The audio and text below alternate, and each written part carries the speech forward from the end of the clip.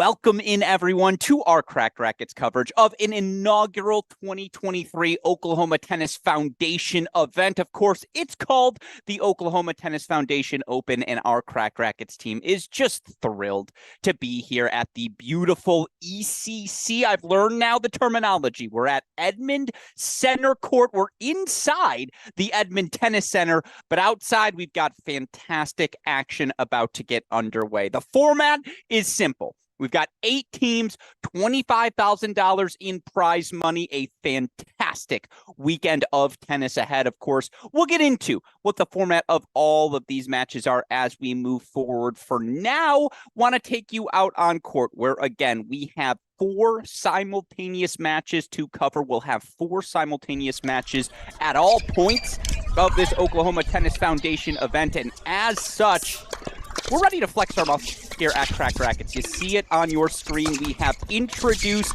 a new item to our coverage. It's called the 4-box. And man, are we excited to be able to feature it now. You see on your screen 4 sets of men's doubles. That's the opener in all of our matches. All of these matches, again, teams of 4.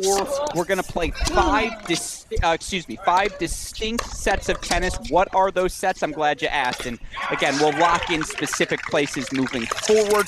But the format for this weekend's event, and Westhoff, I think our only matches underway right now are 3, 4, and 5. 2 still warming up, so let's roll to the triple box for now.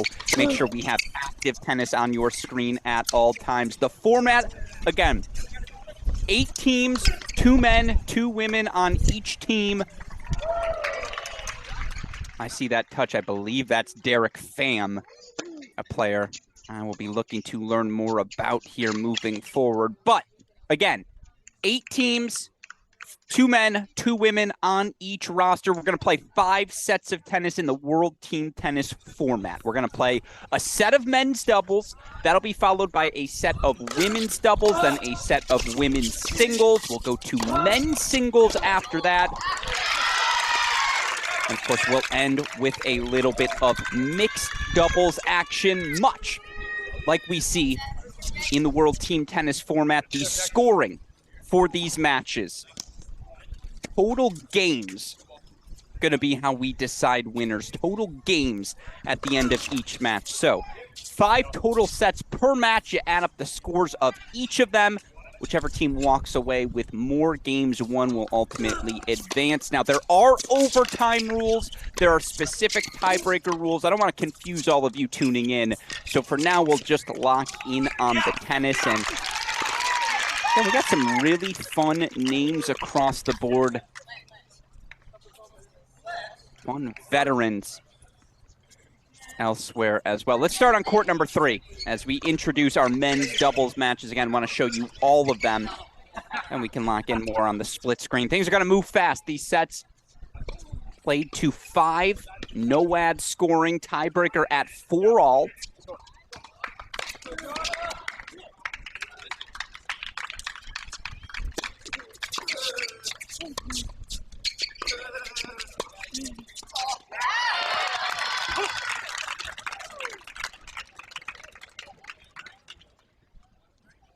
Love that we have the scoreboard, by the way, up top. Shout out to Daniel Westhoff, our super producer, makes it all happen as always. Again, these sets first to 5, breaker at 4-all. We're going to be switching games sides every 4 games.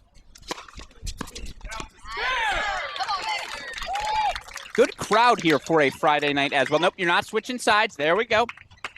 That was a reflex. Opening hold for the duo of Moore and Ross. I can tell you what, there was a lot of excitement. A lot of excitement around this duo in particular. Seth Moore, now a local teaching pro in the area.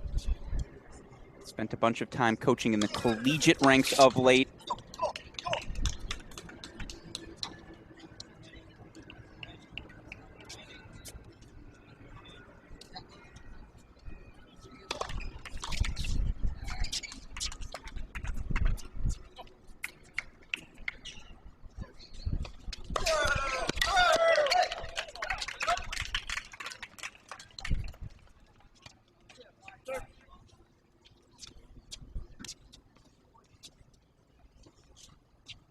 And that's this near side of your screen. Jackson Ross, Seth Moore. Ross, by the way, Auburn Tiger, transferred to UTSA for his final few seasons. Believe this is Ross returning on the deuce side of your screen.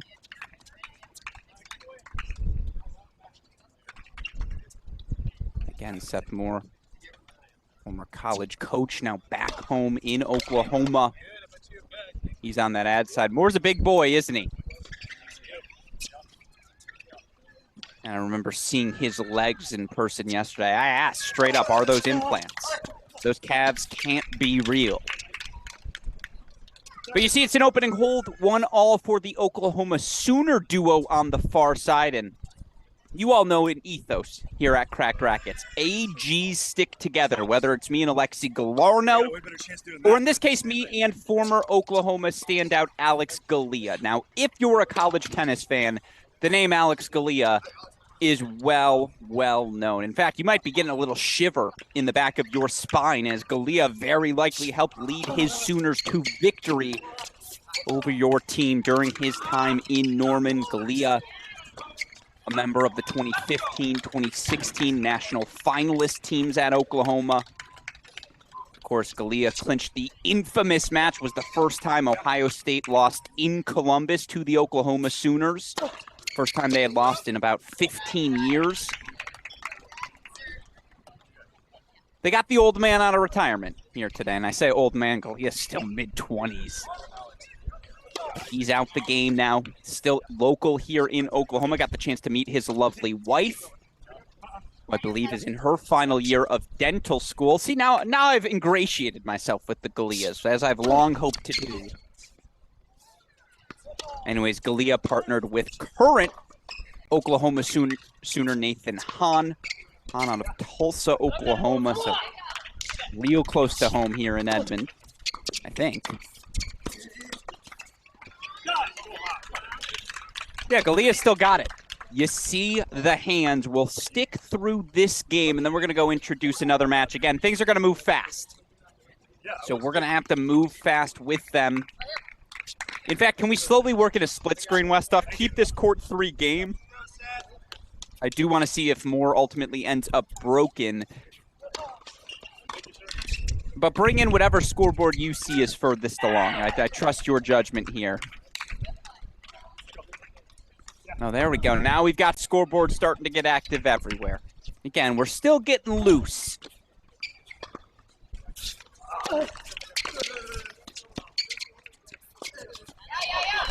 That's a gorgeous first volley. Good start for the Sooners everywhere. As you see, a current pairing. Alex Martinez played at the #1 spot for them last year. He's partnered with Mark Mandlik. Mandlik was injured out for the majority of last year. He's back in action.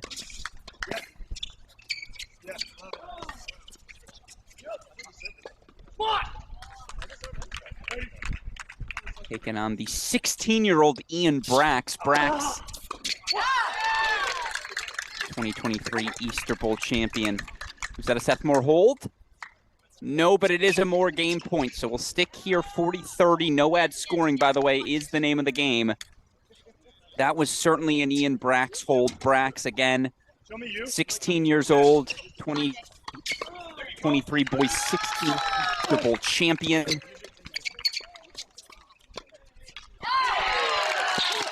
He's partnered with a former Tulsa Hurricane, Ashley Watling. Watling, a finalist at the National Indoors in doubles back in 2010, I believe. Currently on that deuce side, as you see, Moore, Ross do hold for 2-1. Breaks are going to be few and far between, so we'll keep an eye on that on serve on 3. We switched the wrong one, Westoff, not to be rude.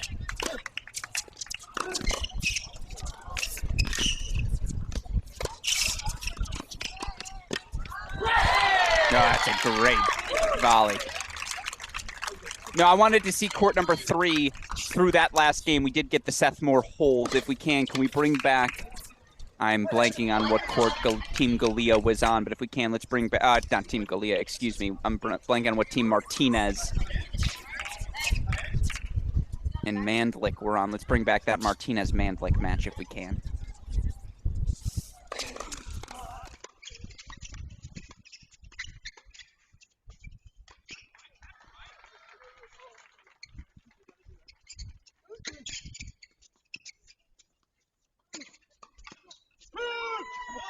Well, again, how do you know things are getting a little funky?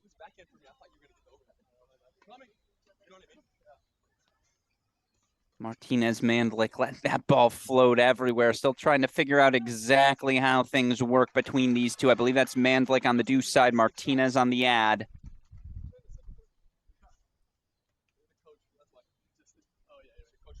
That might be a racket change for Martinez. I don't remember him rocking the bab.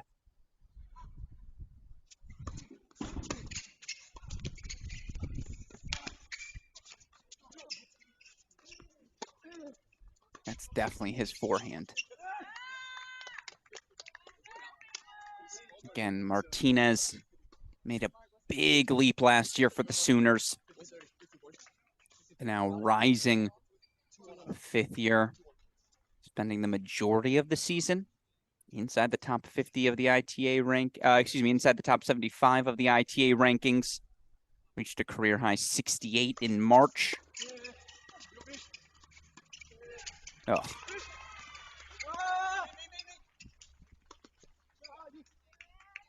Dirty.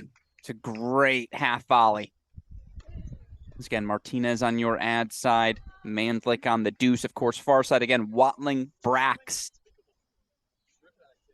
Ian Brax, that boys 16s Easter Bowl champion.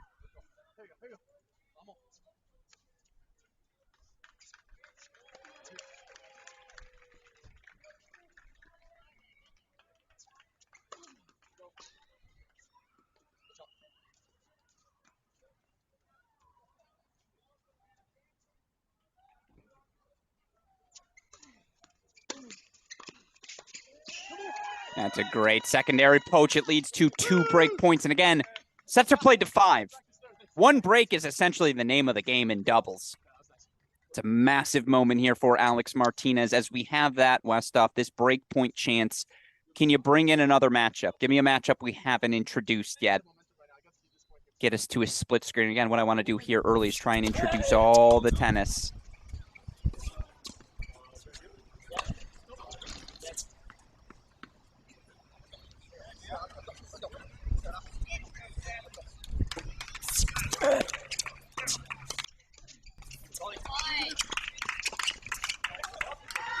That's the break, and that might just be a set on 5.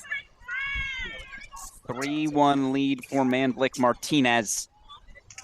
Not shocking, again, Watling more than a decade removed from his college years. Brack still 16. They should carry ahead. But look, this is a very promising Oklahoma team. All the pieces they bring back, their only losses, they swap out one Monty, Sifo Satondo for another Colo. It's a good team on 5. Let's go split screen with our other 2 matches, please. I believe that's courts 2 and 4. I don't think we've spent much time on 2 yet. That should be the duo of Tamble and Pernis. Tamble and Pernis, as it is 2-all on 4. Let's do a full hockey switch here, Westhoff. Give me 2 new screens. We'll come back to 4 in a little bit.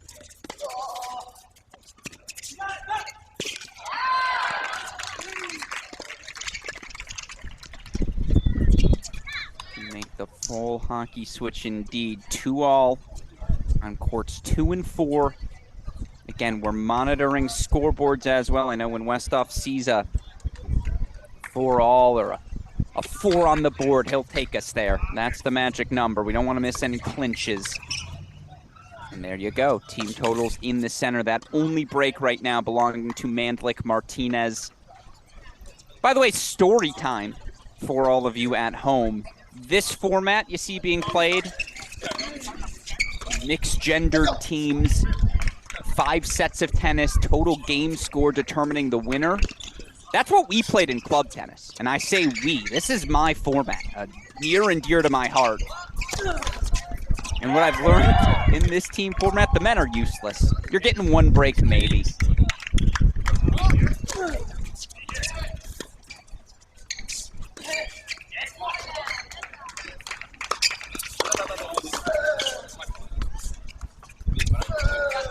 Frustrated Aaron Marchetti. Soon to be Virginia Tech assistant. Final weeks here in Oklahoma before he heads back to Blacksburg. He's partnered with Justin Schlageter.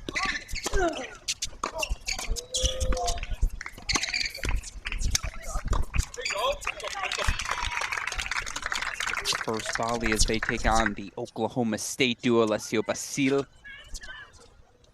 Derek Pham, the freshman. Basile still early in his Oklahoma State tenure.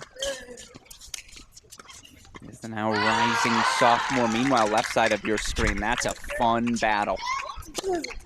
Another all Oklahoma battle. Oklahoma State's Tyler Zink, Alex Garcia.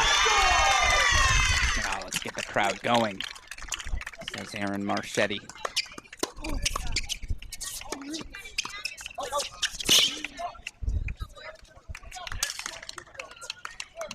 And left side of your screen, that individual scoreboard seems a hair behind. They might have reset things. Believe it is on serve 2-all.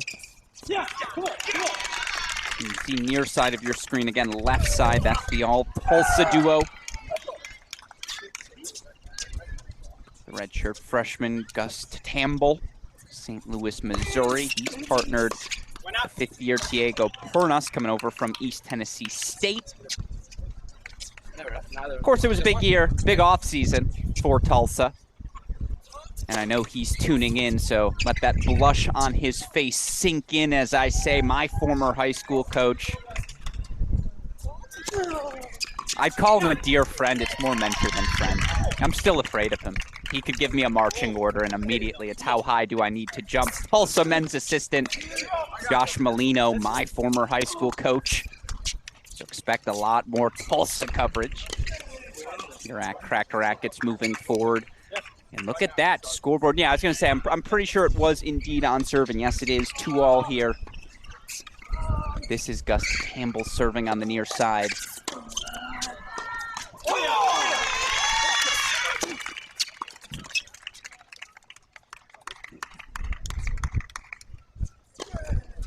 Yeah, that's 10 push-ups, according to MTA. Ooh!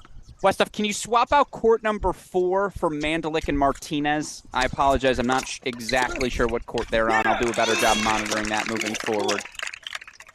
But Mandalik, Martinez have 4-1. They're a game away. Again, we're going to keep 2 on that left side of your screen.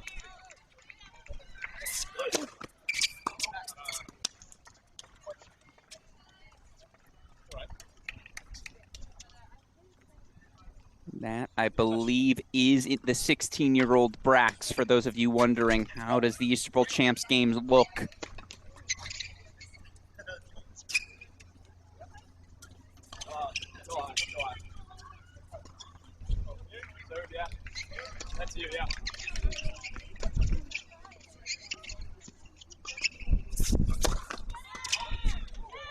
It's a deuce point, match point coming up on 5.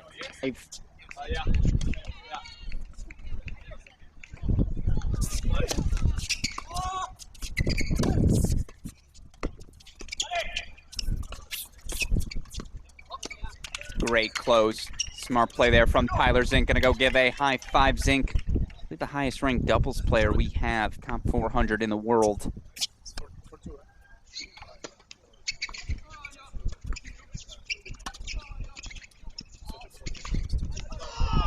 Goes wide, so Brax does hold. Set extended on 5.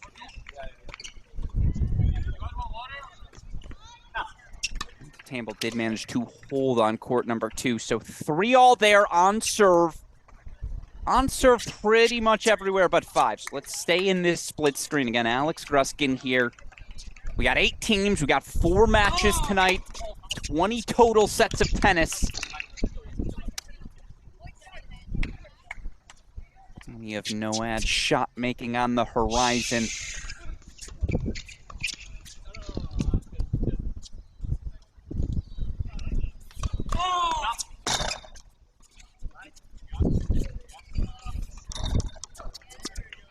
gotta say it because it would bother me. Josh Molino would never let me go sleeveless.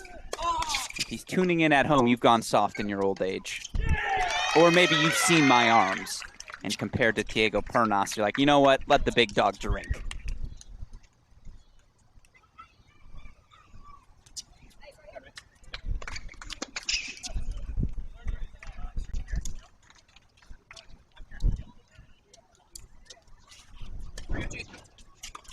Like Martinez, 2 points away. Okay, the scoreboard keeps flipping on us on 2.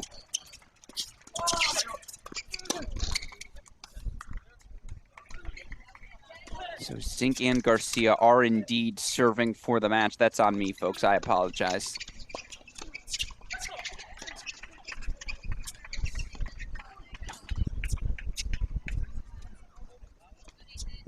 Watling probably makes that ball. Still, it's in the net, so instead it's match points, 4 of them.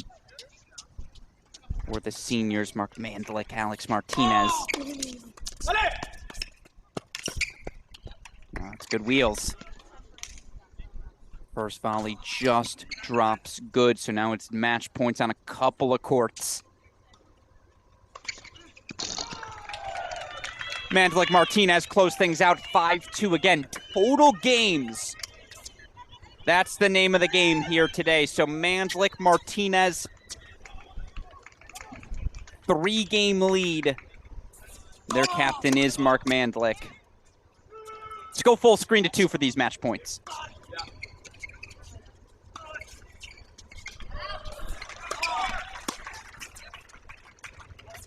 Five two's the number.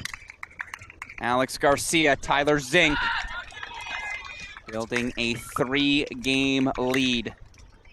Again, in our opening match. And by the way, that set was what, 20, 25 minutes? It's going to be fast and fluid throughout the course of the night. All right, Westhoff, we just got off 2 and 5. Give me 3 and 4, please. Courts 3 and 4.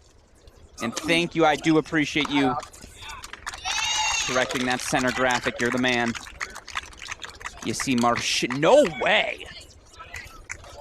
Aaron Marchetti, who, by the way, is a teaching pro here at the Edmond Center Court. Again, headed to Virginia Tech as an assistant.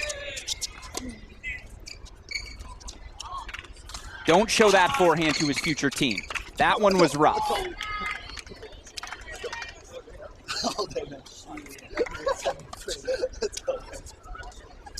Love to hear the laughter. Love to hear we're having fun.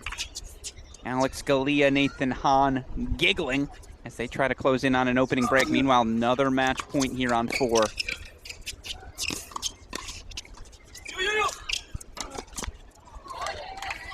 Oh, no. Might have blown a hammy there. No, I was joking around with Aaron Marchetti earlier today. First of all, so excited he's going to be joining the college coaching ranks. Just has the personality for it, no doubt. Does he have the game for it, though? Another match point. Can he pull it off? No, he cannot. He's broken serving for the match. 3 match points come and gone. And I'll tell you what, if you're sophomore Alex Basile, freshman Derek Pham, you are thanking the stars that you did not go down to the future Virginia Tech coach, because I'll tell you what, he'd have let you hear it. Now break point chances on 3, 2 more to come here. I love to see the smiles more than anything else. Again, it's a charity event. We're raising money for the Oklahoma Tennis Foundation. Believe we've already raised $20,000.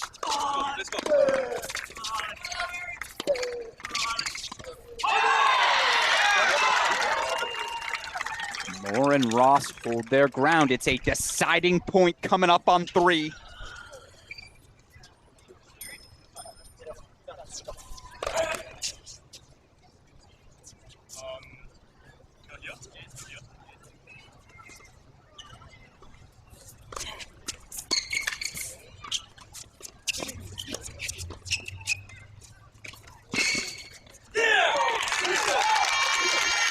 Here comes Team Marchetti.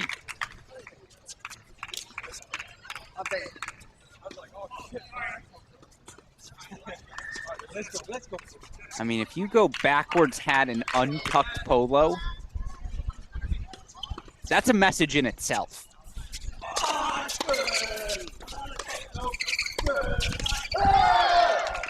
That's a heck of a ball from Nathan Hahn. He and Galea do break. They'll serve for the opening set on 3. Wow. Let's go full screen to 4 for these match points. Can this duo pull it off again?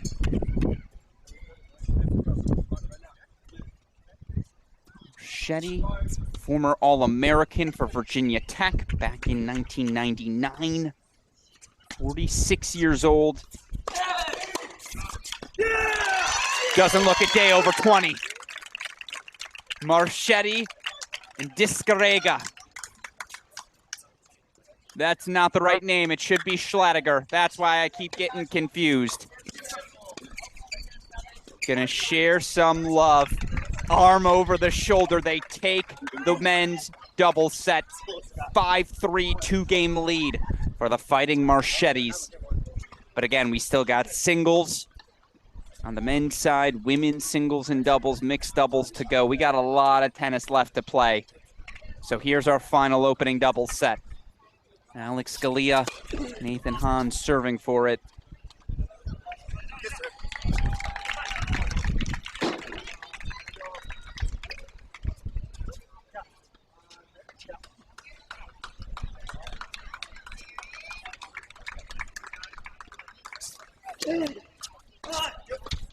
Let's go.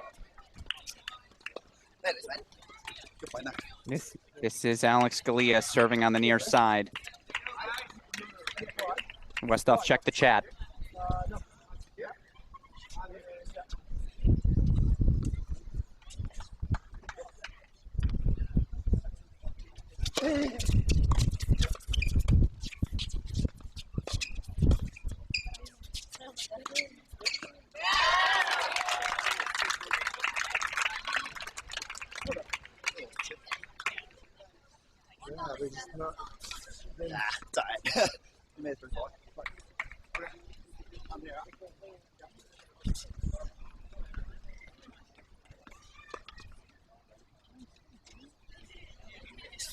It's all right.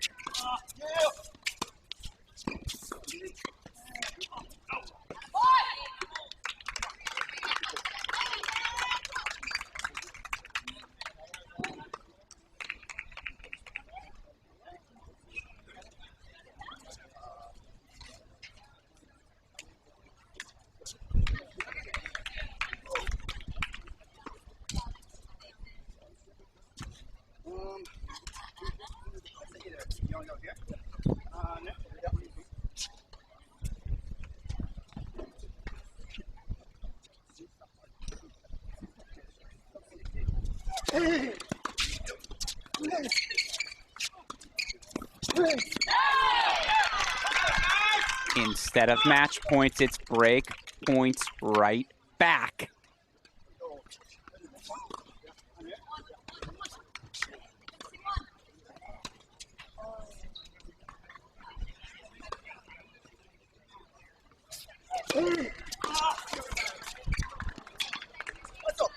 Oh, nice catch, Nathan Hahn. And so now we go to a match point. It's a deuce point. It's a triple threat, our first of the 23-24 season, Westhoff. Game point, break point, match point.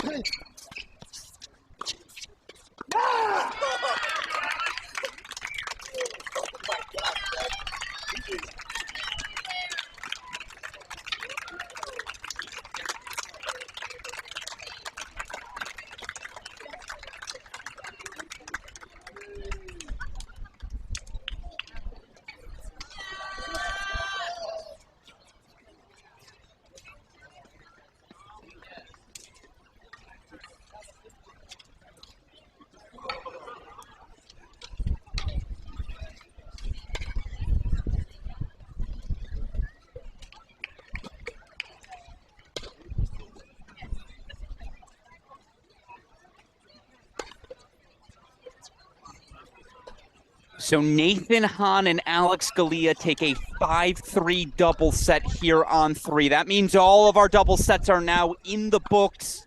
Oklahoma getting the Oklahoma figurative teams. I say that figuratively. We're not representing any schools. There are 0 NCAA violations, but this is just how I, in the commentary, Martinez, Mandlik with a win. You had the win, as we just saw there, from Hahn, Galea. The win from Tyler Zink, Alex Garcia, and then the upset. And I mean upset. Aaron Marchetti, Justin Schlageter taking the set, and now we head to our women's singles portion. No, they're playing women's singles? You're here. It's very funny. You say this. I was about to come out on court because now in the broadcast booth, let me bring in my second mic here so I can get it. Can I get 2 seconds from you? Okay, I like it. I like it. Let's find this second microphone. This is for you. Just pop that on the headset. And we'll have it in a second for you folks. Say anything. Hello? I believe we can hear you now on the broadcast. So I was going to walk out to you, but I don't have to walk out anymore because, folks, we are joined by our upset of the opening round. Aaron, Justin, 5-3? Was it 5-3? Squandered 3 match points. Oh, I saw all 3. Yeah, so here's what I was going to ask. How close were you to breaking the racket? Oh, after close to chucking it. If you weren't headed to Virginia Tech next week, would it have been broken? Yes, sir. Yeah. I have to watch myself now. Compliance. I will also say that you have to watch yourself. You don't want to watch yourself. Trust me. Hey. I think I played pretty good there. So you were excellent. So that's what I want to ask because I was watching you and Justin play. First of all, how fun was that? Talk to me about the most fun I've had on the tennis court in 10 years. Yeah, it was easy, maybe 15. I told everyone on the broadcast, a man who's in a backwards hat and an untucked polo, that's a man who's living life. There you go. I was like, this is a man who looks extraordinarily comfortable. But talk to me about, again, to have this sort of event, all the college powers that be, Tulsa, Oklahoma State, Oklahoma, contributing kids to be here. You're raising money for the Oklahoma Tennis Foundation. Talk to me about this event and what it means to be in this community. So far, the best adult quote-unquote tournament that I've been a part of. So a lot of fun. Good start to the weekend. And we have to keep it up. Here's what I want to ask. How do you guys get through? How do you guys stay the course? Money, baby. Yeah. Money, baby. I'm a poor college coach now, so money, baby. That's what I like to hear. Well, congratulations to you. Thanks, that was a heck of a performance. Thank you. Yeah, absolutely. I'll come out there and bother you more in a little bit. Yeah, absolutely. Yeah. So there it is, folks. You got to hear it all. Aaron Schlageter, I apologize, should have introduced him, joined me in the booth. As now we have singles going on. I am going to work my way outside, though, Westhoff. I'm going to slowly but surely do that. And for all of you viewers, that means we're going to leave this uncommentated for now. Singles action on every court. I want to go talk to these players, talk about this atmosphere, let you hear directly from them. It is still a dry run, so again, apologies for any technical difficulties we may experience, but I'm on the road now here at this Oklahoma Tennis Foundation Open. It's just a wonderful event. We got more coverage rocking and rolling here as our singles matches continue. I'm going to switch to the phone now, head on the move, but that's what you'll hear if you hear an audio switch. For now, we rock and roll into our second sets.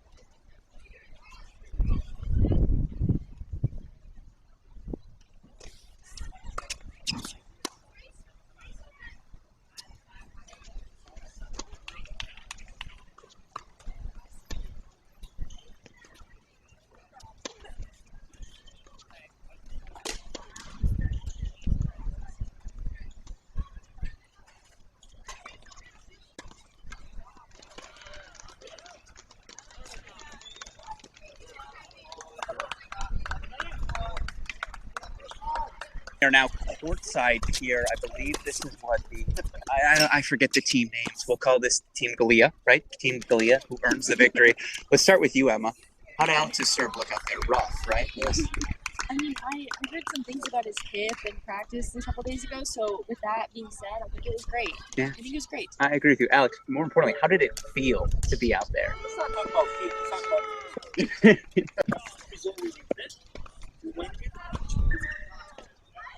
about We went there and we achieved what we wanted. Now, Nate, I have a lot of back pain day in, day out. The reason I bring that up, how's yours feeling right now? Can't imagine it's very good. I'm only 22, but I got an 80-year-old back, so I'm hanging in there without it. First of all, you guys were actually one. Like, let the record show it. Very, very enjoyable to watch. But more importantly, behind you, did you see what Justin did out there? He carried a 95-year-old to victory. Justin. Yeah, quick. And when I say 95, I mean the most handsome man in the building. That's what I meant to say. Yeah. Well, when he lost on serve, what was your reaction? Just forget about it and go get the next game. Okay, but pretend we're not in a press room where you really like. Don't swear. Actually, that was bad. Just trying to hype him up so Yeah, you're right. he doesn't miss the next ball. That's the right answer. Well, again, it's really good tennis. I'll ask you, Emma. Hometown or home state, an event like this, what's it like to bring the community together? What does it mean to have this sort of thing? I mean, it's super cool for sure. I think that seeing a tournament like this that is kind of recognized nationwide in a state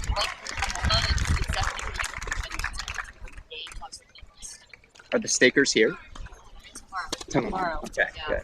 I feel like I should meet the stakers. I feel like we're at that point in our relationship. Yeah, I appreciate it. Again, we're going court to court. All right, West up. I'm going to sign up for now. Go to our outer courts. But any final thoughts, Team Galea? Are we going to get a victory? Can I get a boomer? Boomer, baby. There it is. All right, we will be back with more interviews in a moment. Now,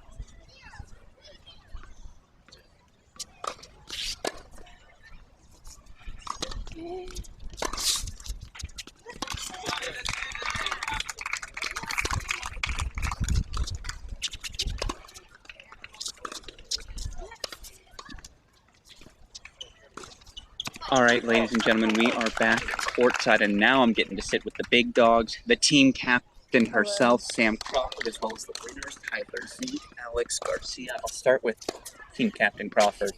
Captain Crawford, did I go too far yesterday in selling you in the Calcutta? I mean, yeah, you were really building me up there. I feel like I have to really step it up today. I feel like you have to win a major here. I feel that's I know the pressure was pretty high. yeah, 95 stick together. Yes, of course. Yeah. Oh, good point. Good point. Is it fun? You never played college. You are coaching at Oklahoma State. This counts as a de facto environment. How is it for you? No, it's great. I mean, I think the team environment is such a different environment, and yeah, I'm looking forward to experiencing that more and getting the hang of that. But it's been great so far. Well, I'm going to hand the phone to Tyler, so I apologize for what he does, but I'm going to ask him questions you all can hear him. First of all, Tyler, welcome. Take us away. Talk to us about that opening set. Yeah, it was one of the first times AG and I have played together. We played a few times. A little bit of a good start from the other team. They made a lot of first serves, and then just came down to one good game on our part, and was able to close out the set. But good level from both teams. Excited for the women's singles right now. My follow-up question is, you get to play with one AG, Alex Garcia, Alex Gruskin. Who and why? It's tough. I'm gonna have to go with my Cowboy teammate. He's Spanish. He's Spanish. He's whipping the forehand around. I'm not sure if Gruskin's capable of that, but you never know. You never know. You're right. You're right. I know that Gruskin's putting in the work. But yeah, that's my answer. Going over to Alex. It's good. Just the first set here in the Edmond Tennis Center, really happy with the level. What Tyler just said, it's a 15-minute set basically, and we are going to 5 games, and it's one break here and there, and that defines the set. And really happy to get the win for the team, get those 5 games that are important, and really happy to be playing with Tyler Sink. I'm not the AG that you guys are looking for, but I'm good enough.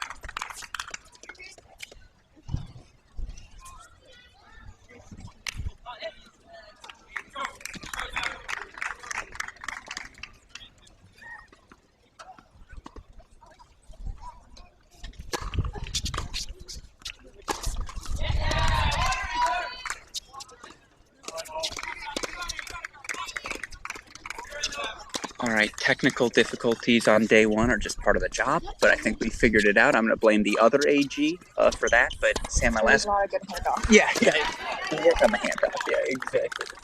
It's like going from the 6 to 7. Look at the energy. Look at the energy. On Team Pro, a lot of energy. My last question, Sam, you've seen a lot of cool events during your time. What does it mean to have an event like this in this community? I'll take a high five as well, nice job. What does it mean to have an event like this in this community, bringing all the colleges, the juniors, the pros together? What is that like, Sam? No, I think it's awesome. I mean, you don't see world team tennis format a lot, and it's such a cool format, and I think it's super engaging for people watching. So yeah, I think it's great for the community and getting to interact with local pros here that colleges, state. So yeah, it's fun to see everyone in competitive mode. So. Then does she have to be to not know the school? That's a good thing, focused. right? That's great. that's a lot. one point at a time. We love it. All right, we're checking in on Team Crawford for what it's worth. The betting favorites. True story. There's some action on this, and they are the betting favorites, and so far looking the part. Thank you for tolerating my nonsense. Yeah. Checking for it.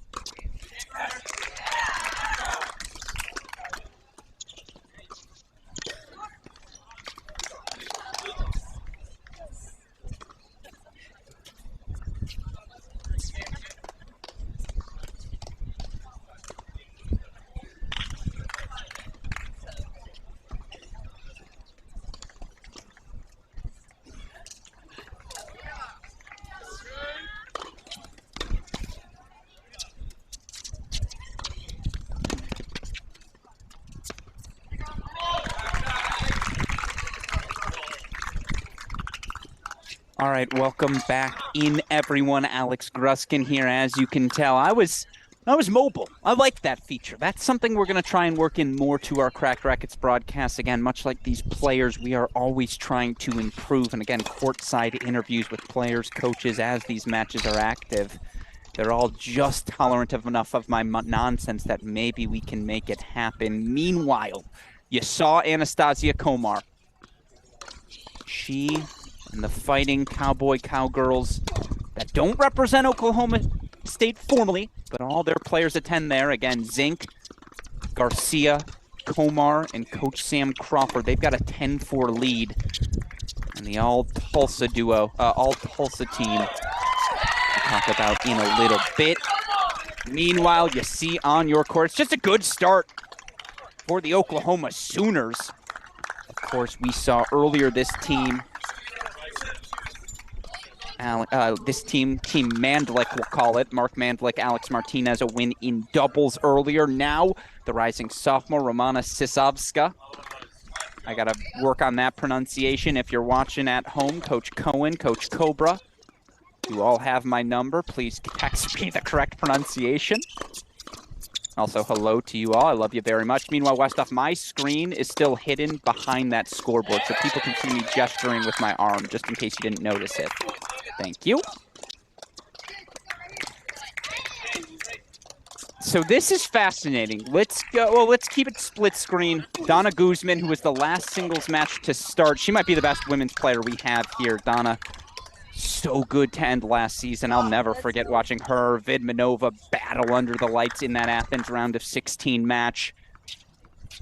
Guzman, a 4-1 lead, serving for the set. Meanwhile, two teammates, both transfers to Oklahoma State. Obi Kajurter, Sophia Carrington. Obviously, Obi coming over from Iowa State. Carrington coming over from LSU.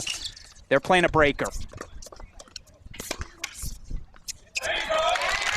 And for those of you curious, how do these breakers work? I'm glad you asked. It's a 9-point tiebreak. What does that mean?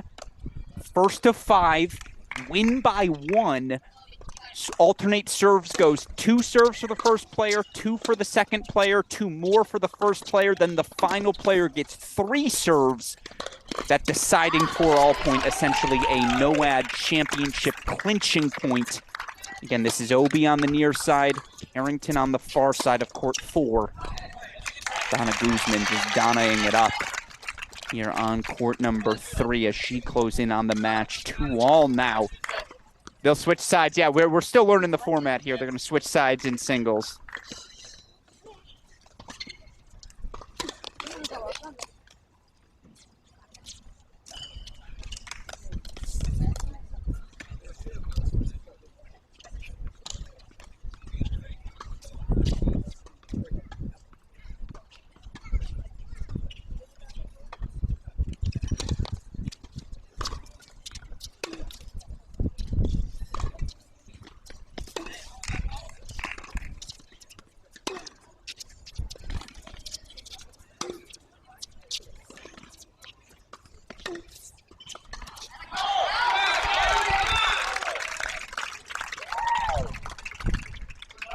I'm not going to lie, I missed watching Guzman play. I missed watching all of these players. This is the perfect, dare I say, toe-dipping exercise as we here at Cracked Racquets prepare for the start of the college tennis season. We'll have college tennis action for you all next weekend here on our YouTube channel.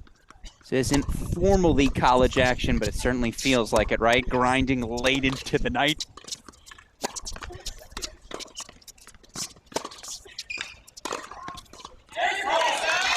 Three straight for Carrington. 2 points away from the match. It's a fascinating season for Oklahoma State, both the men and the women. Why? I'm glad you asked. It's because they're hosting the 2024 NCAA Team Championships. Of course, that final site now, the home of the Elite 8 semifinals and finals.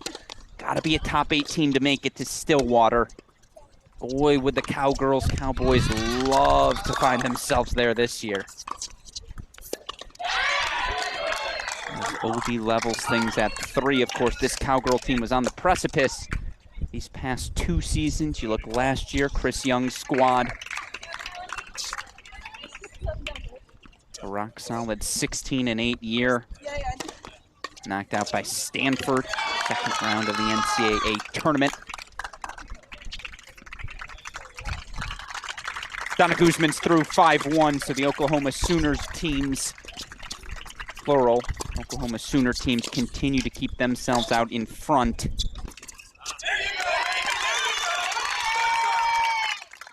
You hear these teams making noise, and there's the loudest of them all, Aaron Marchetti. He will his team, if he can, to the finish line. The soon-to-be Virginia Tech assistant offering us a little preview of his coaching style here on the sidelines. Carrington's got 2 match points.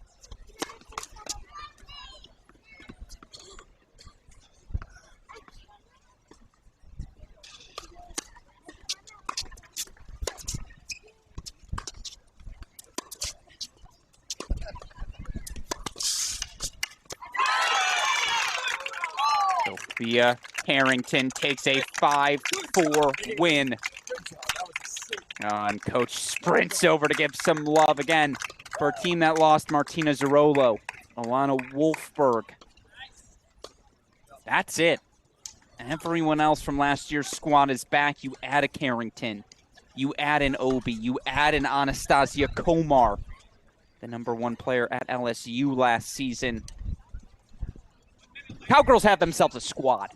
And again, this is me starting my preseason scouting. Does Oklahoma State sneak into my top 10 of the preseason rankings? Right now, probably not. But I'll tell you what, they have my attention. No doubt about that. And like that, all 4 of our singles matches are now in the book. So, Westup, do we have a scoreboard update? Can we get that team scoreboard up for everyone here in a moment? I can do some deducing of our teams in the lead again right now. In fact, every team that won their first set in men's doubles also won their second set in women's singles as well. So your team's in the lead right now. Team Marchetti, they've got 10 games on the board. I believe it is a 10-7 lead for Team Marchetti. Yes, they're that third scoreboard. 10-7 lead for them on the OSU duo, Miyamoto, Team Ayumi Miyamoto. We saw Team Zink, Crawford. They have a lead right now over the All-Tulsa team. They're Lunga and Tatambo. And now here we are back on court number 2 for the return of 2012 U.S. Open Junior Champion, former top 100 player, Sam Crawford in action at the net there. You see just easy hands from Crawford. She and Komar taking on again the All-Tulsa duo. The junior Maria Berlanga Bandera. Junior out of Spain. She's partnered with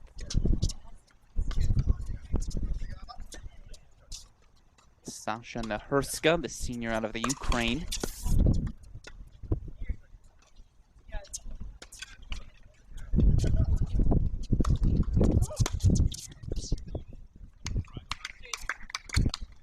Omar serving on the far side. I've been given the edict. Not the edict. I've been given the lineup. That's the word I was looking for. The lineup from Team Crawford. As little of Sam as possible. That's the goal.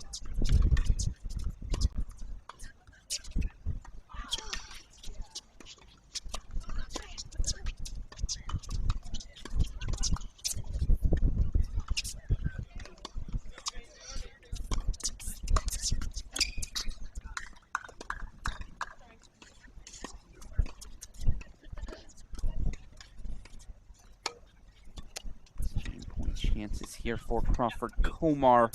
You see the Oklahoma duo, Garcia Ruiz, Savska.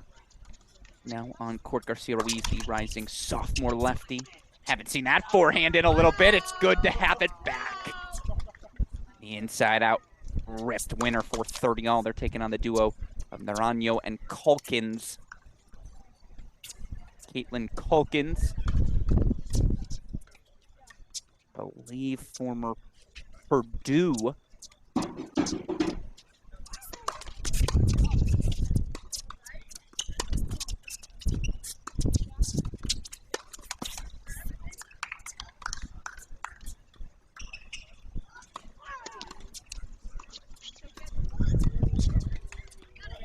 she is. She's partnered with the junior Ana Naranjo, Michoacan, Mexico. Junior Naranjo, 10-4 in singles last season, 18-14 at the number 2 double spot for the Hurricanes. Look for this Tulsa roster, a lot of returning pieces from last season.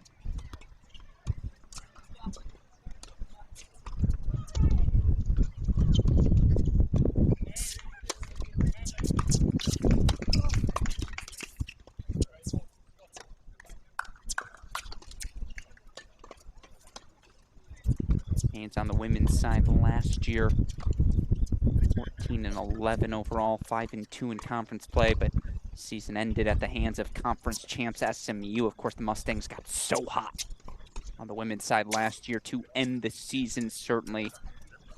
That's a group Dean Orford and these Tulsa Hurricanes will have circled moving forward. It's maybe the team to beat in the conference before realignment happens. Meanwhile, Anastasia Komar could hit that backhand as an LSU Tiger, can hit it now as an Oklahoma State Cowgirl. That explosive backhand down the line is what makes the redshirt sophomore special. And there's the Garcia Ruiz lob. Again, it's just been a while since I've seen that big loopy forehand. And of course, it's a little bit of a shift for these Oklahoma Sooners. Now, Coach Cohen, Coach Cobra, the Sooners are going to rock and roll. But the Corley-Sleeth 2-year run they went on, obviously, it's time to turn the page.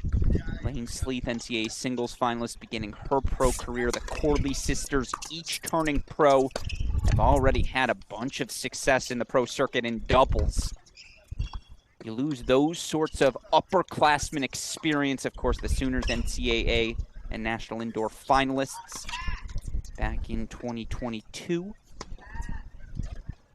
Knocked down the round of 16, of course, last year by Georgia. Again, one of my favorite matches of the season.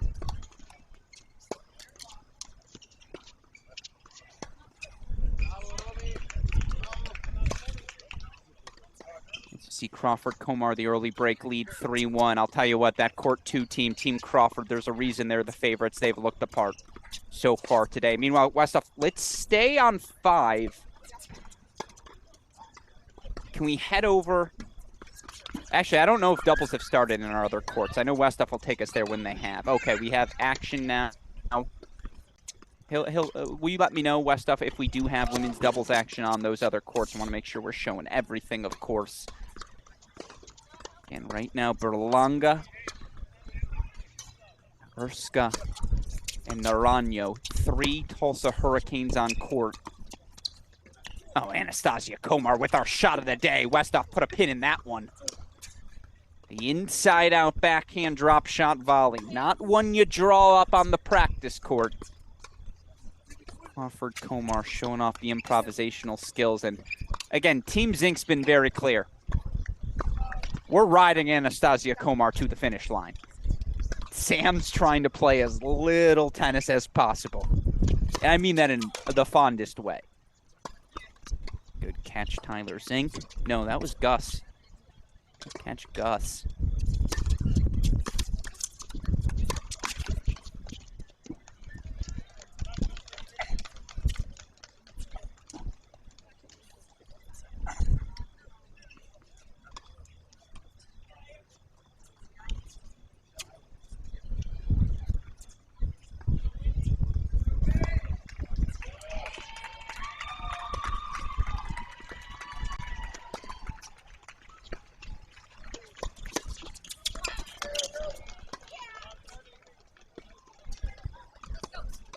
And Crawford's serve still looks good. And again, for those that don't remember, Crawford, now the Oklahoma State women's assistant, former top 100 player in the world was Crawford. I believe her career high was number 98.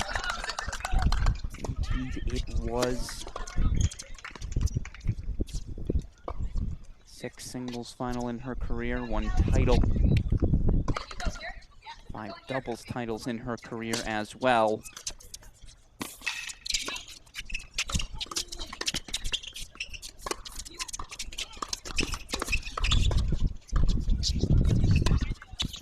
looks awfully easy as Crawford Comar game point chances for 4-1. And again, you see the scoreboard there. Total game score is how we determine match winners.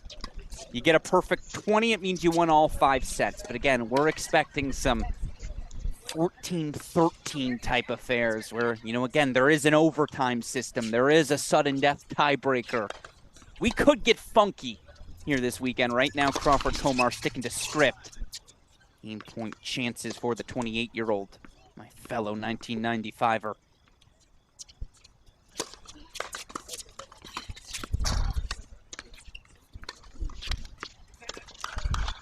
And indeed, that is a hold 4-4-1. Meanwhile, you see we're working the 3-box now. Action underway on court number 3. It's Emma Staker, rising junior. I'll save all the Emma Staker puns for the season. It's preseason, so I can just call her Emma. Emma and Donna Glusman, maybe a potential doubles team next season as they mix things up at Oklahoma. Again, Sleeth gone. Corley sisters gone. I believe Sasha Pisareva gone as well, if my numbers and math are correct. Now, they brought in a bunch of talented transfers. Florencia Rusia, Alina Shisherbanina. Ava Contanzarite as well, so they're not going anywhere. But certainly there will be some doubles experimentation this year for the Sooners.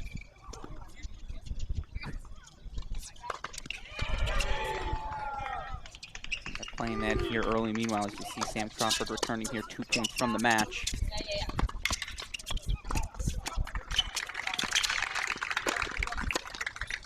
Here's what I'll say. I know Chris Young, very fond of the Oklahoma State women's tennis head coach. He's going to do whatever he can to put his players in a winning position. Is Chris Young going to call the NCAA and say, hey, can we get a year of eligibility for a Sam Crawford who never went to college? Some scholars would argue maybe he'll make that call, because this doubles team looks real good.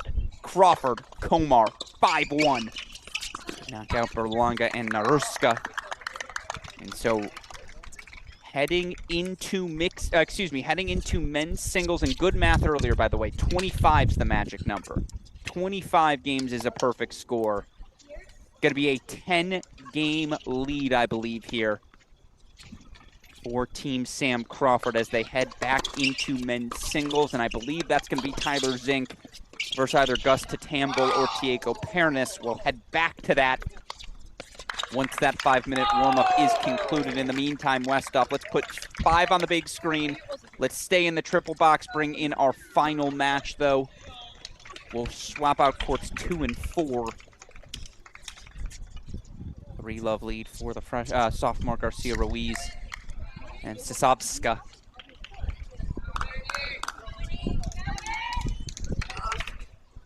Yeah, that is a fun inner Oklahoma State battle.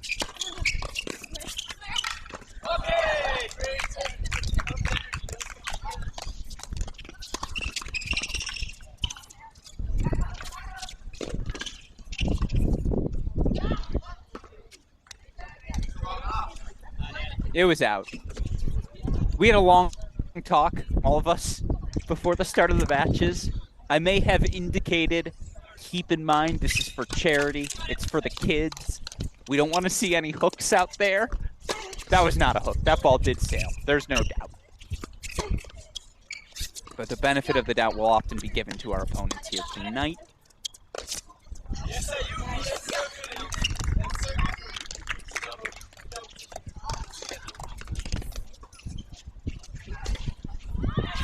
No. Of course, for Romana Sisovska. I've been told the cool kids call her Romy. I don't know her well enough to call her Romy. I'll wait for the green light from her, the rest of the Oklahoma team. Romy and Julia, have we found ourselves a doubles pairing?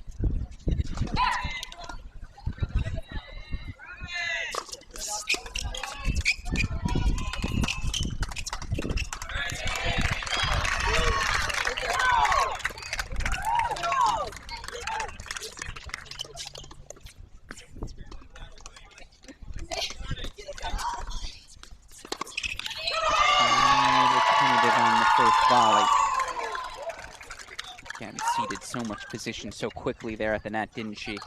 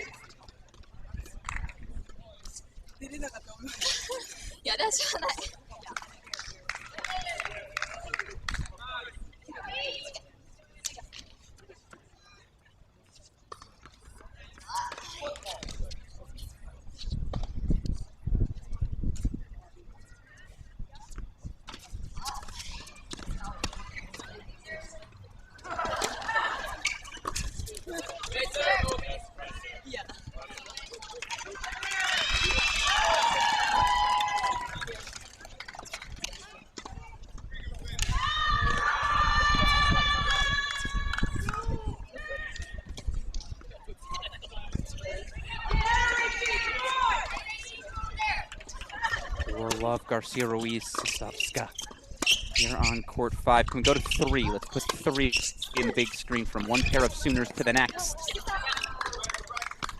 I'll tell you what, if you're playing Emma Stake or Donna Guzman, you better be confident in your overhead.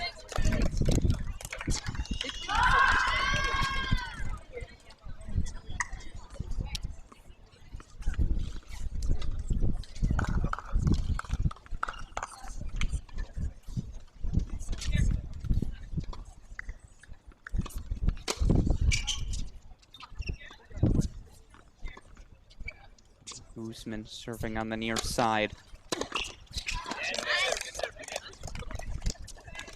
Guzman, the senior out of Peru.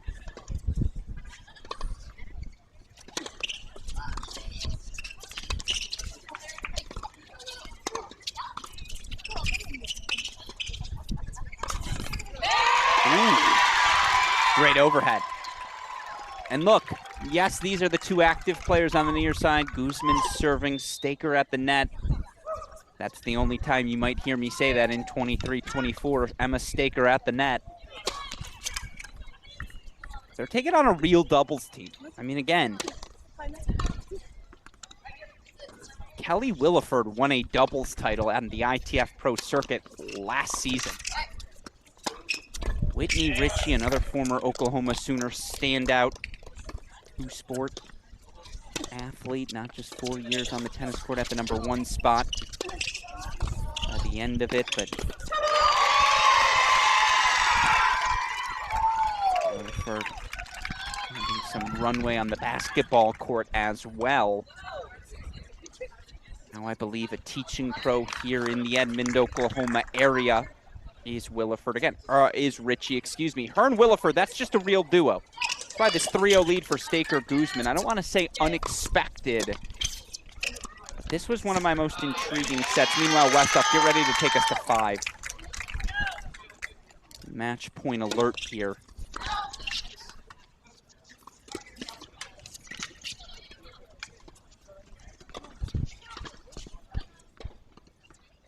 In fact, can we do a switch here, courts 3 and 5?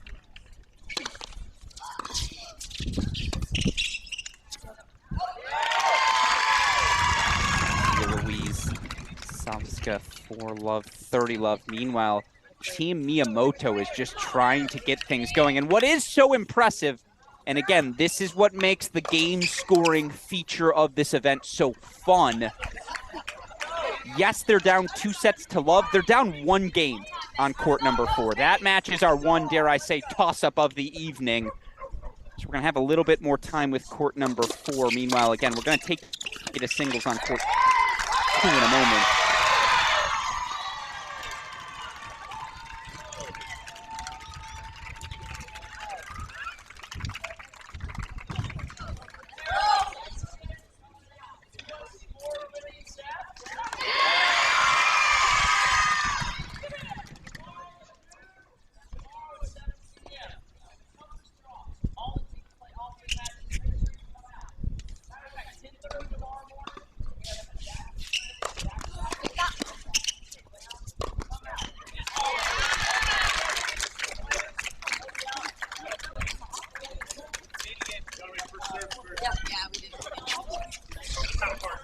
And again, set points here.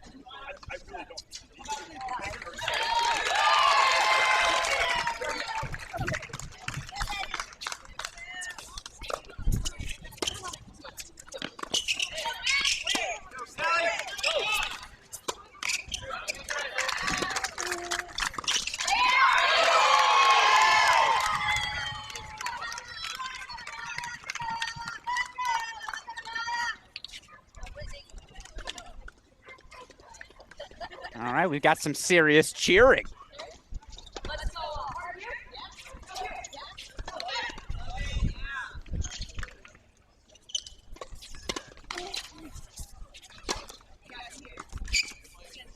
Haven't seen her miss one of those bump lobs in quite some time. Match point fought off.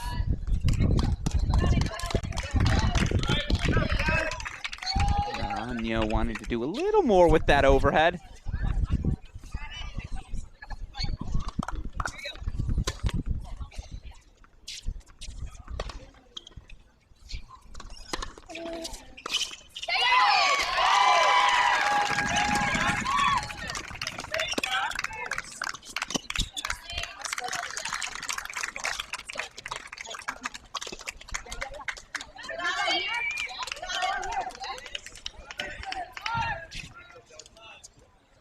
Garcia Ruiz Sisovska, dare I say, put this one in the book. Love lead now. Let's put the all Iowa State battle on court 4 in our, actually, yeah, let's put that in our center screen. Meanwhile, let's make court number 5 court 2, please. Let's work in our first men's singles match. I want to see what that battle is. Is it Zink? No, it's Garcia. Garcia's going to take on Diego Pernas. Again, Pernas, the transfer, coming over from East Tennessee State. Already got the early break 1 love lead. Maybe, just maybe, getting things going.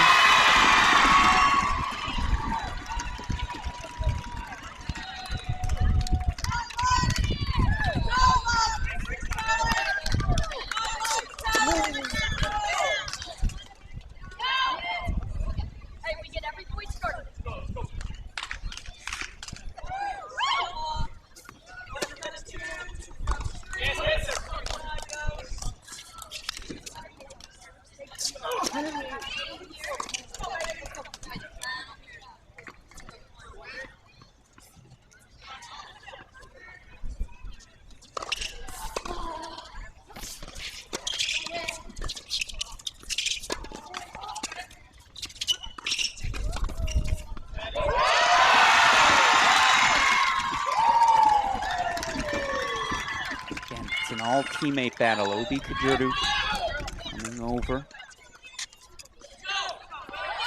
from Iowa State. Of course, her head coach, Boomer Saya, headed to Clemson now, or at Clemson now, former head coach. Shocked to hear of that move, but still an interconference move, always a little rare. How about that overhead? This is Miyamoto Kujuru on the near side.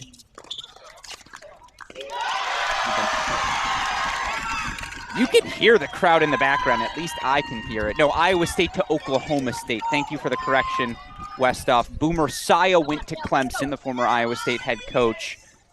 Kujuru from Iowa State to Oklahoma State. That's Westoff being like, I want to know about these moves. Tell me the rosters I'm going to be watching all season. But no, I didn't. I phrased that poorly, so thank you for the correction, Westoff. That's a beautiful move. It's a beautiful cut. And for the first time today, who's their team captain? Team Miyamoto is, dare I say, they have the, not the big mo, but they've got the small mo on their side. 3-1, they've started to narrow the gap. In the meantime, while they do this changeover, let's put court 2 in the big screen.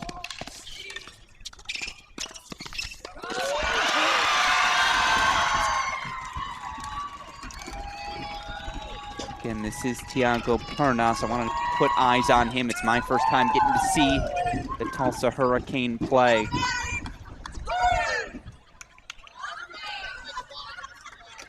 By the way, it was well, it's a deuce point, so let's hold. No, that was, I think, a hold.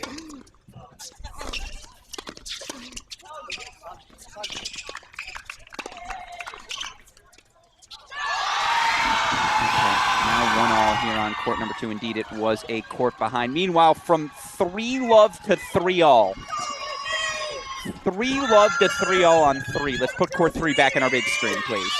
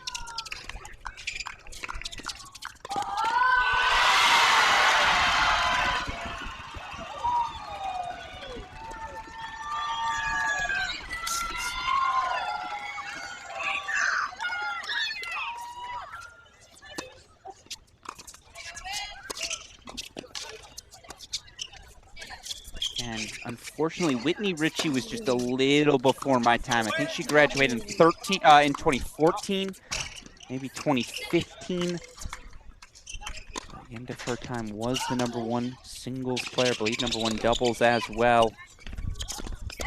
And yeah, that's old school. Serve it out in the alley, slice wide, working all the angles.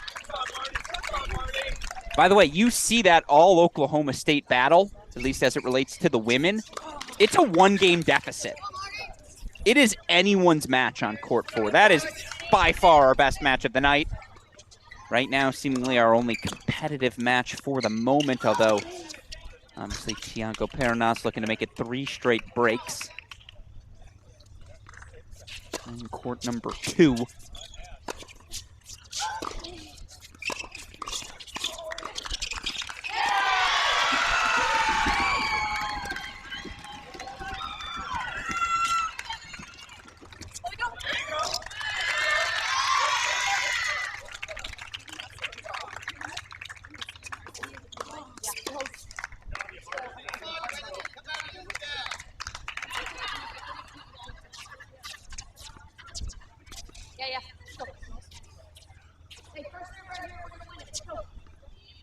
All right. Whitney Ritchie pretty darn confident.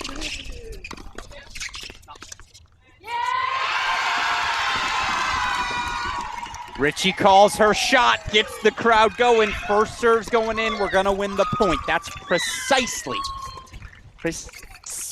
what we saw unfold. 3-all, 40-15 as it's a break point chance for Pernas to indeed make it 3 straight breaks on 2.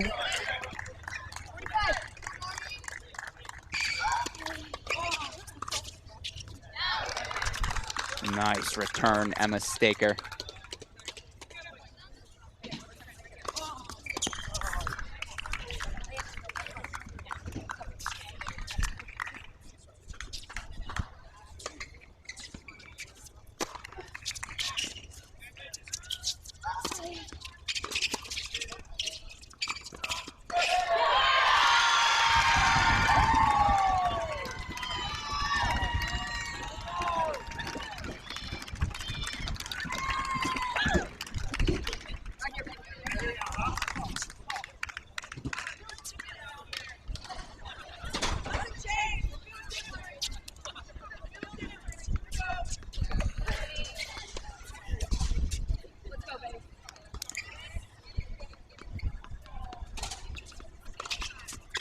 If we can, Westhoff, can we put court 4 in the big screen?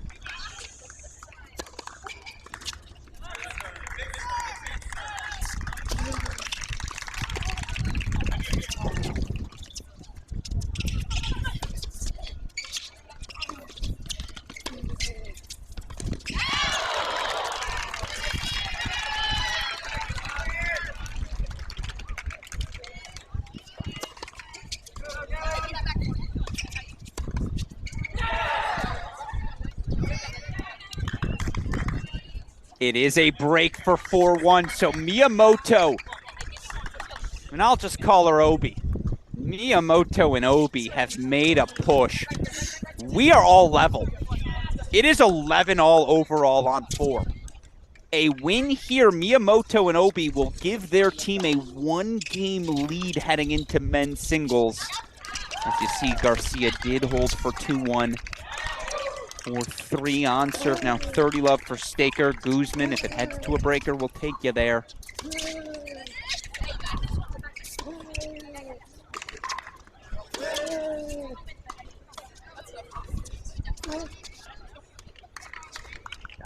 That forehand if you're Pernas. That was the floater.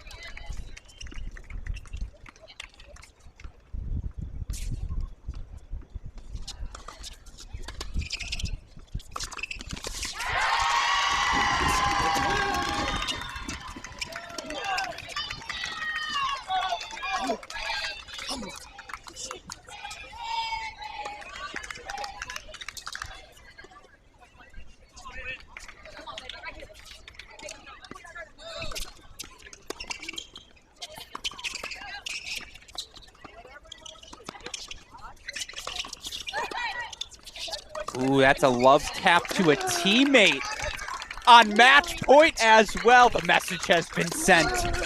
We ain't playing around. All right, let's put court 3 in the big screen. Let's bring our 2 men's singles matches on the left side. By the way, Miyamoto, Kajuru. I believe that's Team Ayumi Miyamoto. They lost men's doubles 5-3. They lost women's singles 5-4. They get a 5-1 win in women's doubles. Do the math, folks. They're up 1 game. It's a 12-11 lead now for Team Miyamoto. All that work erased in 1 swing.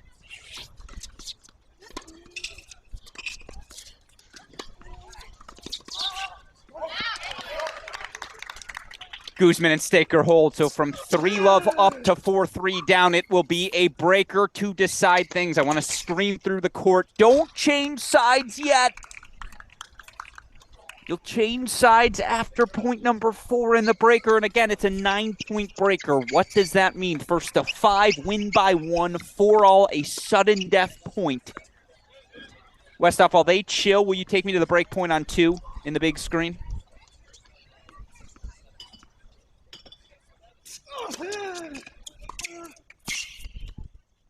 Oh, serve and volley's a bold play. Hangs the half volley. So it'll be 3-1, another fellow AG. You gotta love, we got AGs everywhere. Alex Galia, Alex Garcia, Alex Gruskin. I assume Alexi Galarno, after he and Canada advanced to the quarterfinals in Davis Cup this week. I assume he's watching at home. Throw that AG signal in the air. We all come running. As it will be a breaker. Okay, they weren't supposed to change sides, but I won't tell if you won't tell.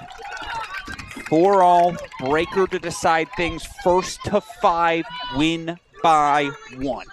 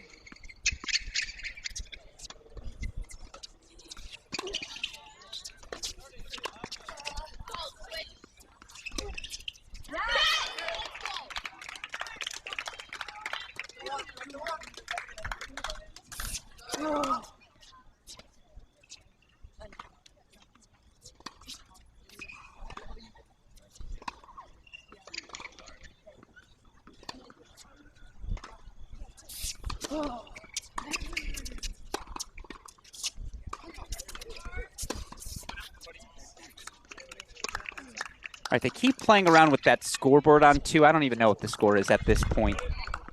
That's certainly Garcia here now on the near side. Sets it's 2-all. We'll take their word for it.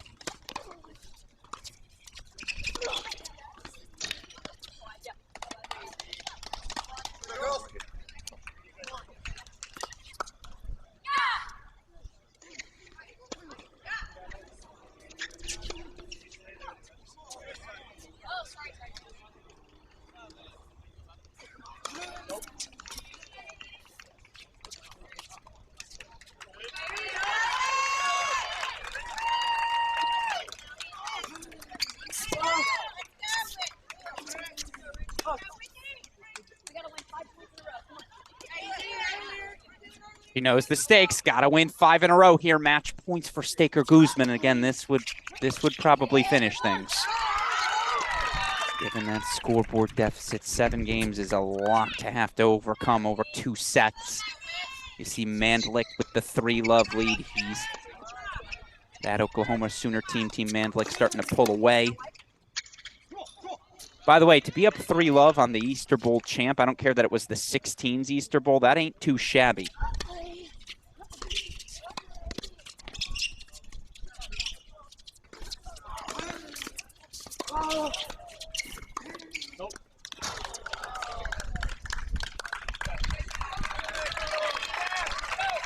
Guzman and Staker do survive. Remember, though, they were up 3-love. This match got real fun, real fast. Staker, Guzman. Keep this Oklahoma team. I believe this is Team Galea. Team Galea stays perfect, 3 for 3 in sets. So now, again, a little split screen action for you. 3-love Mandlik. This team's sitting pretty. They've won all 3 sets to date, as has Team Garcia, or I should say Team Crawford. They've won all 3 sets to date. Again, these are the 18-4, 18-7 score lines you see in the center of your screen. Remember, it's total games that decides our scores. Oh, you see the individual scores. Team Mandlik up 18-4. Team Crawford up 18-7. Alex Garcia in his final year on the job, started at Baylor, now at Oklahoma State. Keep in mind for this Oklahoma State team, again, men's ended the year on a real strong push. They beat Texas Tech at the conference tournament to help solidify their spot in the NCAA tournament. They then beat Florida, first round of NCAAs, before getting knocked out by Arizona.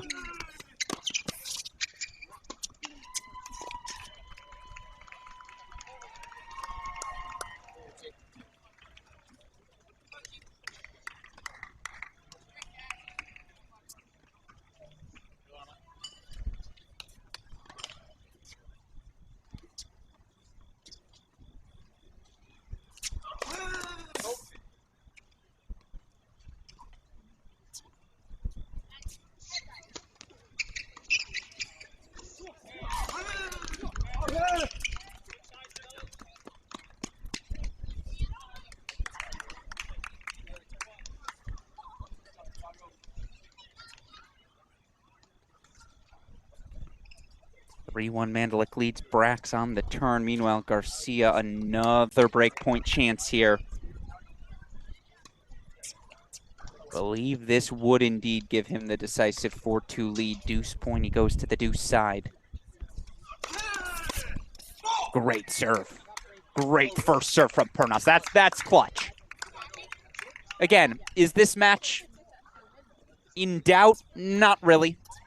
There is an overtime system. You have to win the last point of the match to win the match. So hypothetically, that 11-game deficit could be overcome in mixed doubles. Again, I'll explain those sort of tiebreak formats if we need to when we get there. But an 11-game deficit, you got to be up 6-0, 5-0 in mixed doubles if you want to come back from that. That's unlikely, given how well some of these guys serve.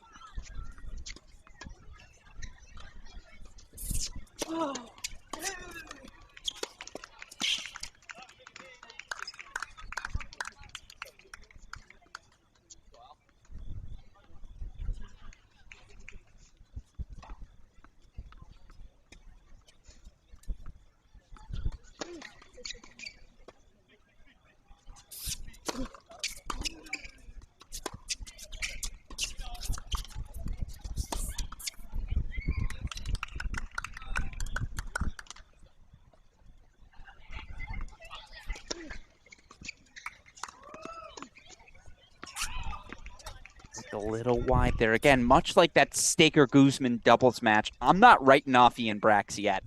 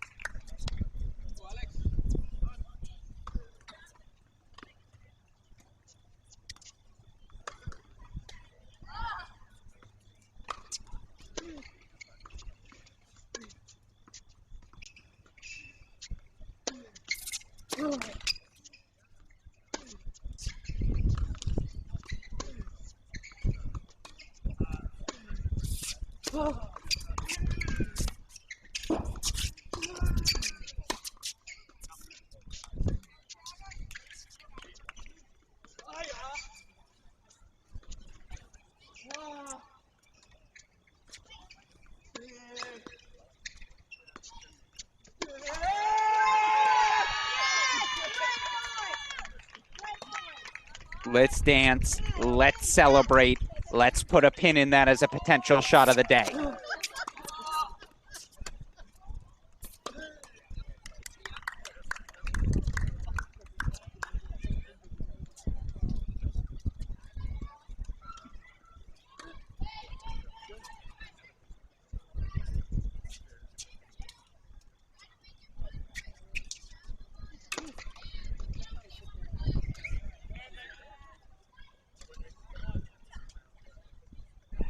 I believe that was a hold for Pernas, right? Or are they just taking a break and taking a sip? Excuse me, a hold for Pernas, a hold for Garcia. Yeah, okay, that's what I thought, that they were just taking a break, taking a sip. So it is still 4-3. It's supposed to change sides every 4 games, but...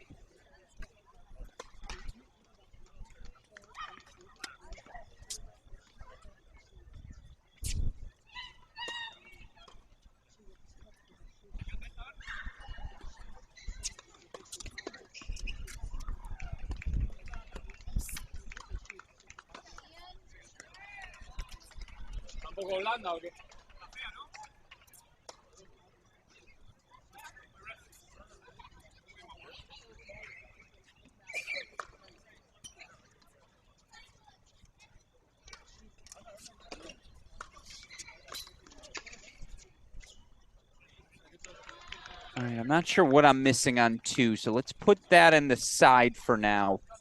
Let's keep court 5 in the big screen. Oh, nope, never mind. Scratch that. Let's stay in the split screen. We'll get back over. I know we haven't shown the men's singles on court number 3. I believe they are now active. Court 4 active as well.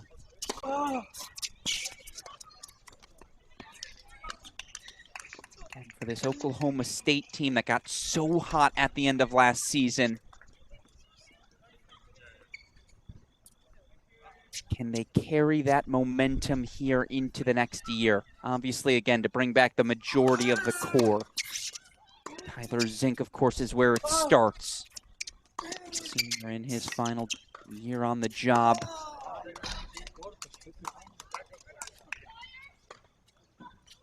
could bring back a Garcia, Isaac Becroft, Leighton Allen, Alessio Basile. They're all back. Bringing a new assistant in Martin Redlicki.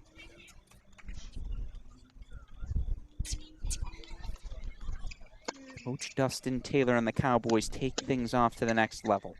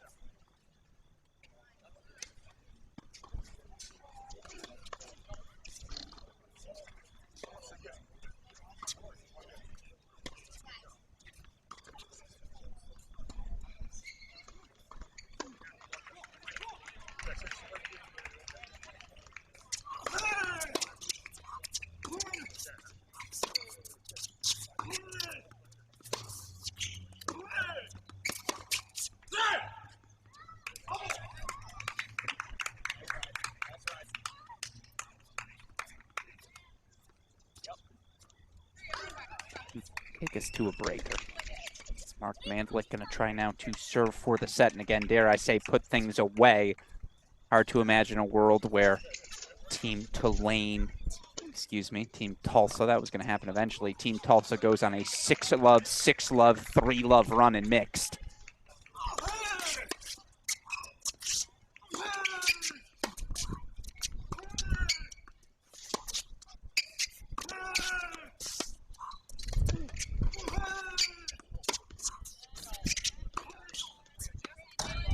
Yeah, a little stiff out of that corner.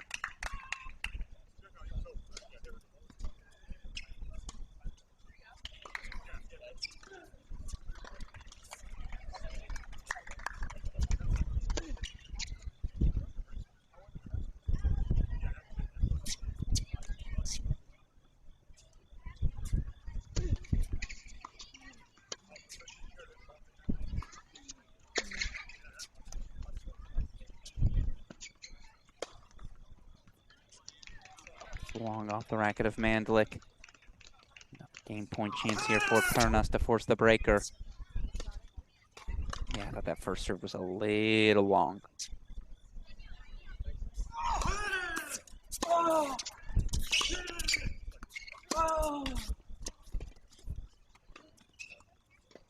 Hey.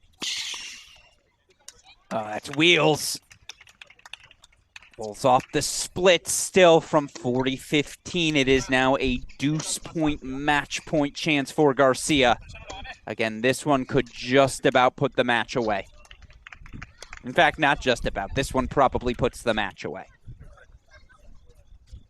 Have to say, though, I have been impressed. Pernas has some real weapons. He's a big boy. There's a reason he's sleeveless tonight. Hard to keep those guns in the holster. Again, that fluidity, is it compromised at all? Certainly seems to have been these last 2 points. Can he find another big first serve, though? Send us to a breaker as we've got a match point Mandlik as well. That would feel like that one's already in the books.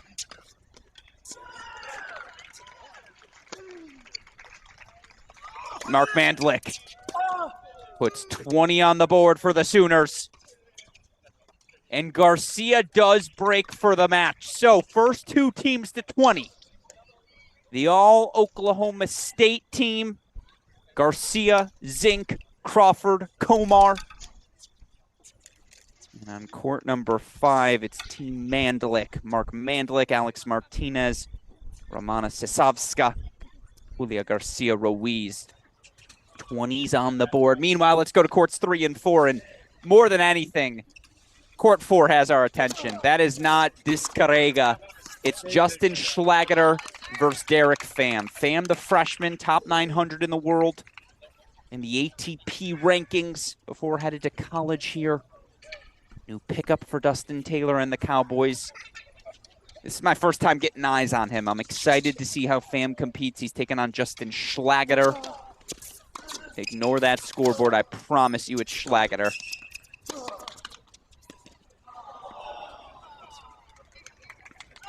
Schlageter entering his 5th season out of at Oklahoma. The German career best season last year, 27-13 in singles. Reached a career high number 73 in the rankings back in February. AITA rankings, college tennis rankings, I should say.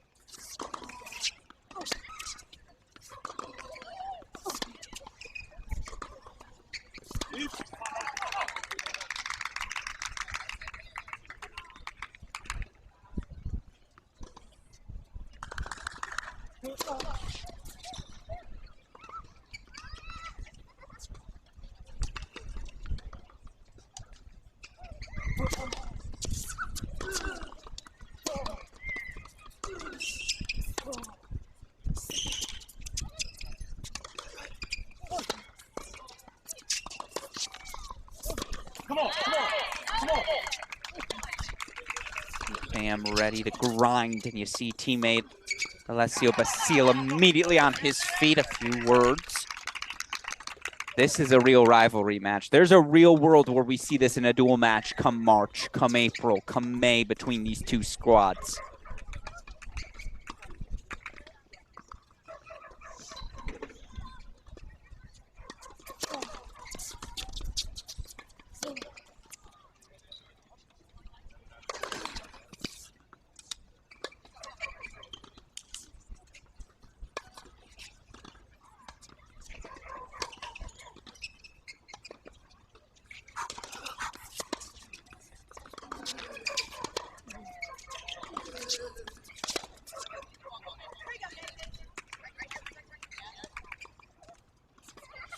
Shout out to our super producer, Daniel Westoff. You see that scoreboard now updated. He is the best in the business. Here we go, come on. Meanwhile, left side of your screen again, former Auburn Tiger, now UTSA team member. I don't know what I apologize, mascot is, but Jackson Ross taking on Oklahoma's Nathan Hahn.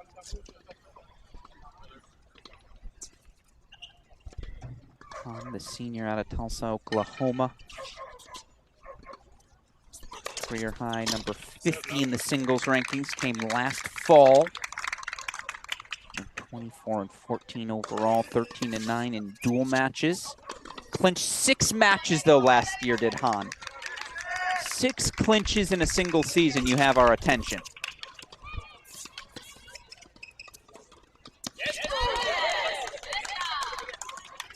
Tries to send a little message to Schlageter. I ain't going anywhere. Again, of all the matches, this match on court 4 might be the one that forces me to explain the overtime rules.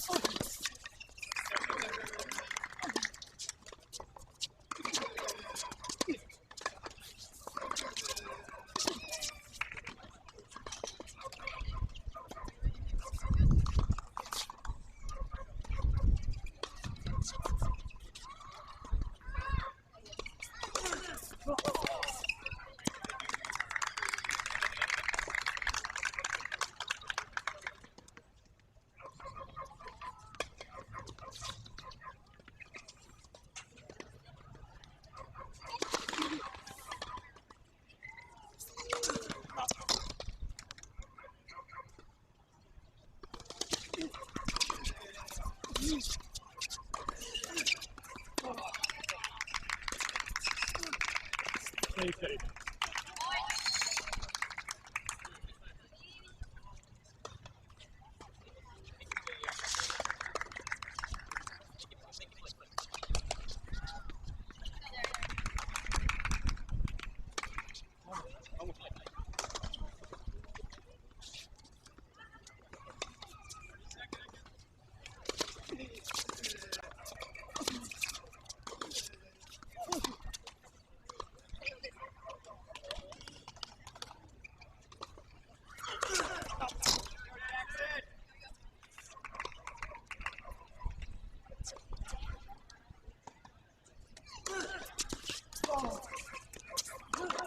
Stay down.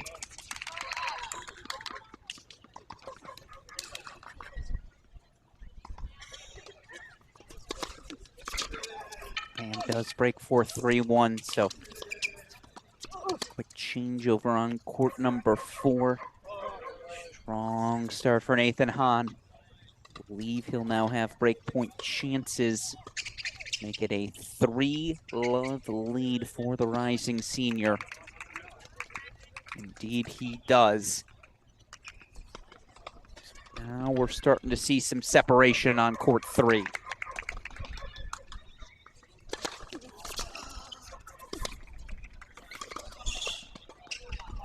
No, I missed that one wide. Good approach from Jackson Ross. Again, for Ross, didn't play much during his time at Auburn.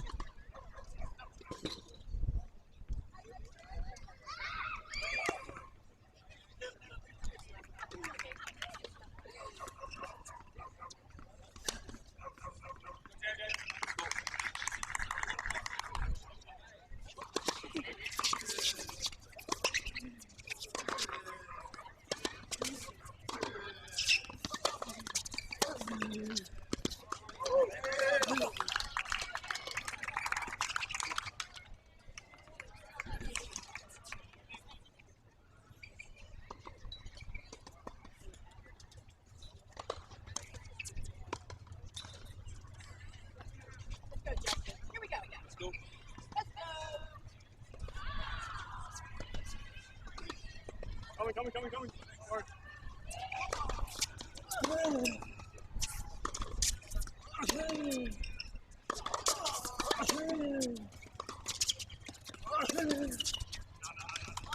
No, Schlageter a little off with that forehand. Obviously, that's if those of you who have watched Schlageter play, that's the moneymaker.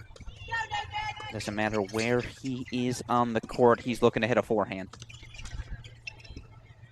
As Hahn did break 4-3 love. Looking to pull away now. Again, as soon as we have mixed doubles action on courts 2 and 5, we're going to go to a quick 4-box. Just to flex our muscles on all of you.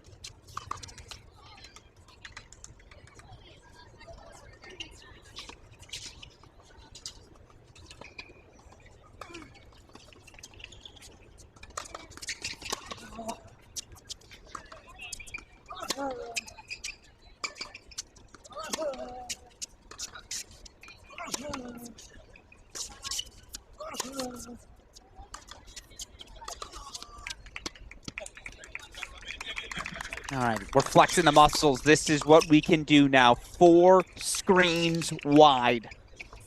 You see mixed doubles underway on court number 2. It's Team Sam Crawford. That team, Sam Crawford, Tyler Zink, Anastasia Komar, and Alex Garcia. You see that's Komar out on court. I believe that's Komar and Zink in the starting spot. 20-8 lead for Team Crawford. They're taking on the All-Tulsa team, Maria Berlanga, Sasha Narurska, Augusta Tambol, Diego Pernas.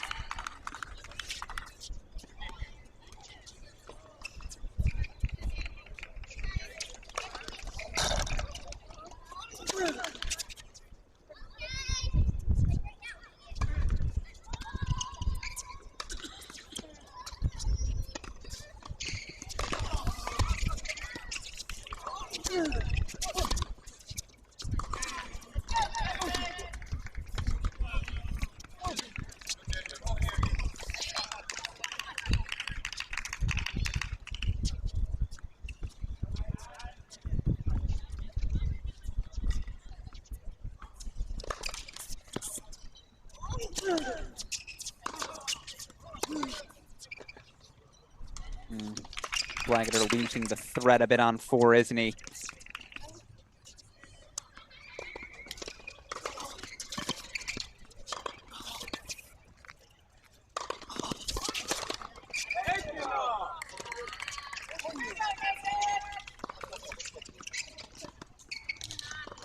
A real nice poach on court number 5. And again, we're all over the place right now. I did just want to show you all this. I know it's tough to watch tennis without scoreboards. Schlager losing the thread. Again, first 2 sets of the match went to Justin Schlager and Team Aaron Marchetti. Marchetti, 5-3 men's double set. They took a 5-4 singles win. Sophia Carrington knocking out her teammate Obi Kajurder. Right now, though, they're in a little bit of trouble. 5-1 win for Miyamoto and Obi in women's doubles, and now Derek Pham.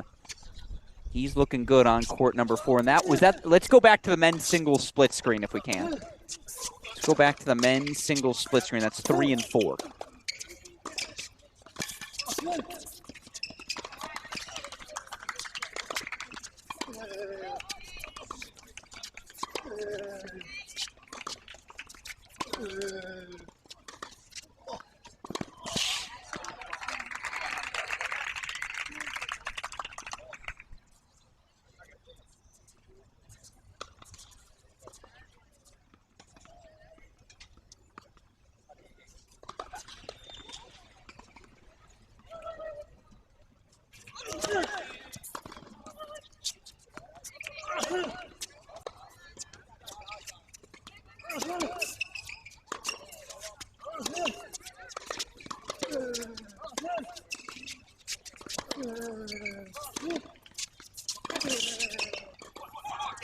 That'll do.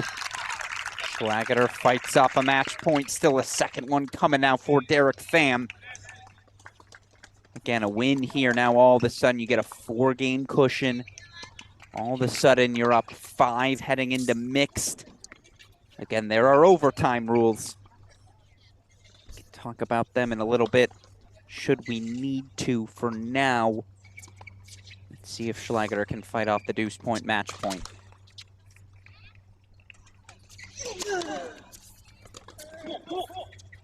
Beautiful kick serve. Beautiful. Keep in mind, it's just a single break. Still, the rising freshman, 19-year-old from Australia, Derek Pham, will serve for the mini set. There's the future Virginia Tech assistant, Aaron Marchetti, out to offer a few words.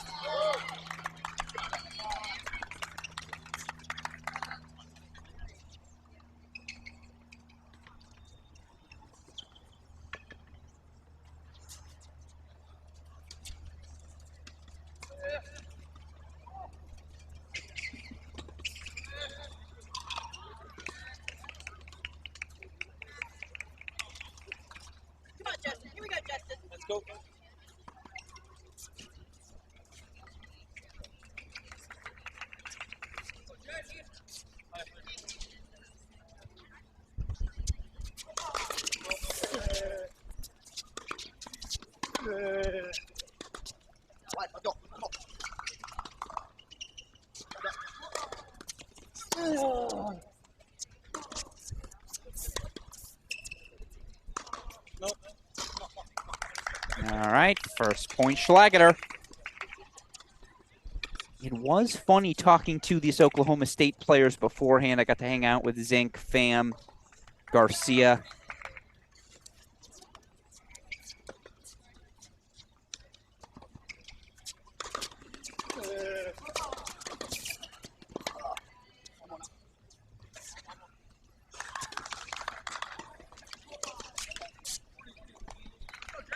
Come on. Match points, Nathan Hahn. Well, 30 for Schlageter, so maybe there is a second act with the match on the line.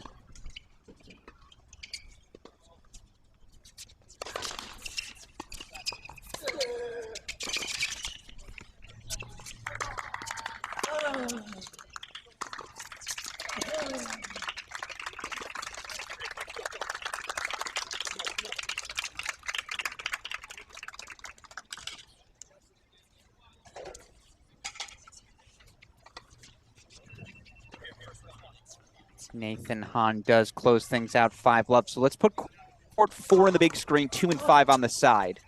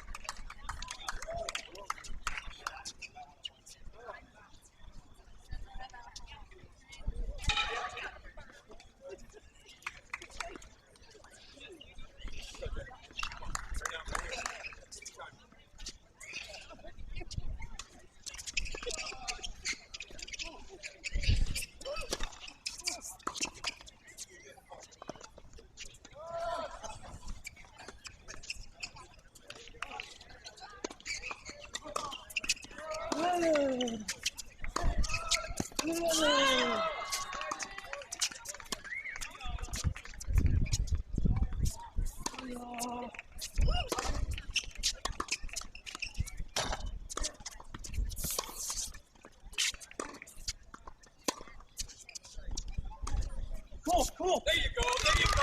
Schlageter breaks back.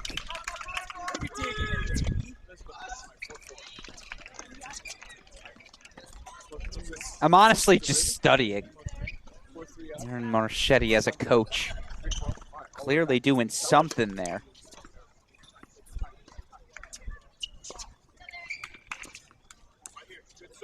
Former All-American again is Marchetti at Virginia Tech, so he's headed home to Blacksburg.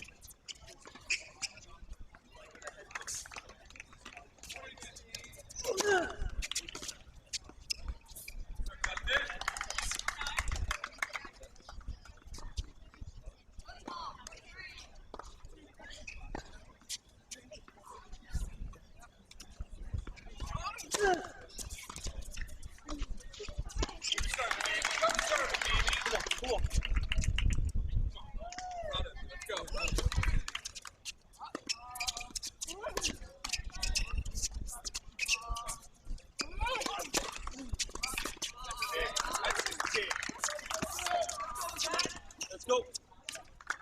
Go, Mark.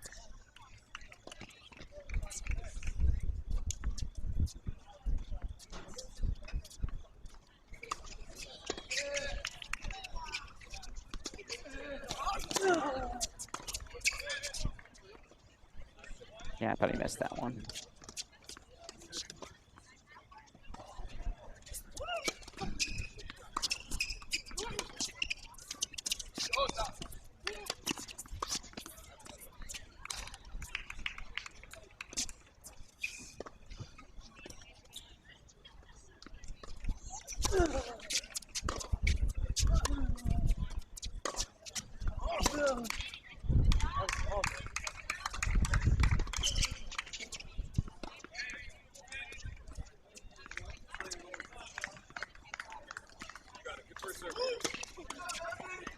Mark. Okay. Let's go. Let's go, baby.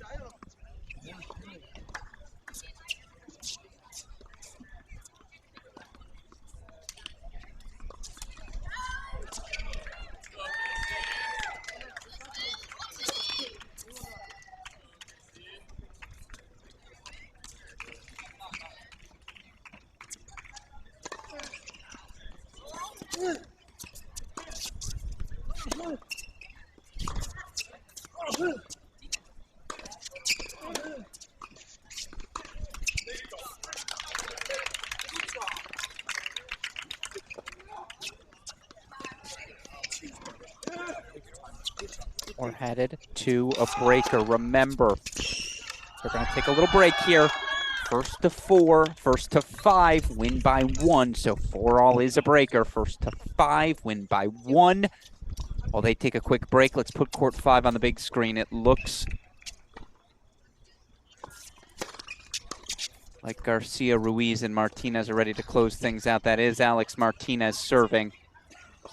The 5th year again, a top 75 player in college tennis all of last season at the top spot for the Sooners. And made that serve look real easy and in rhythm. By the way, you see Zink, Komar, 4-love, 15-love. We may have our first set of winners here tonight with 2 matches to go. By the way, look at that scoreboard on court number 4. That's the match that's going to keep us here tonight.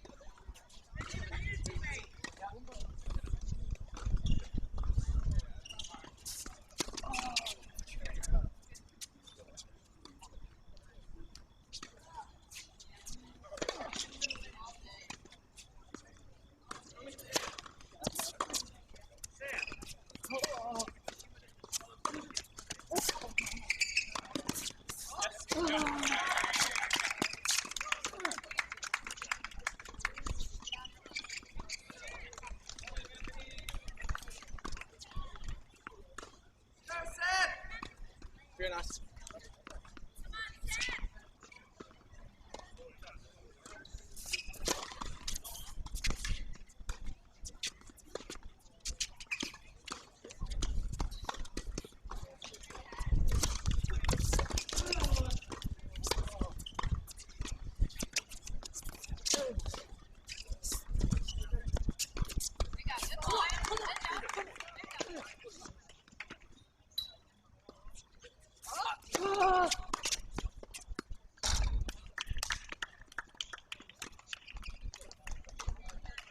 Your first winners at this Oklahoma Tennis Foundation Open is Team Samantha Crawford. There's a reason they were the favorites at yesterday's Calcutta.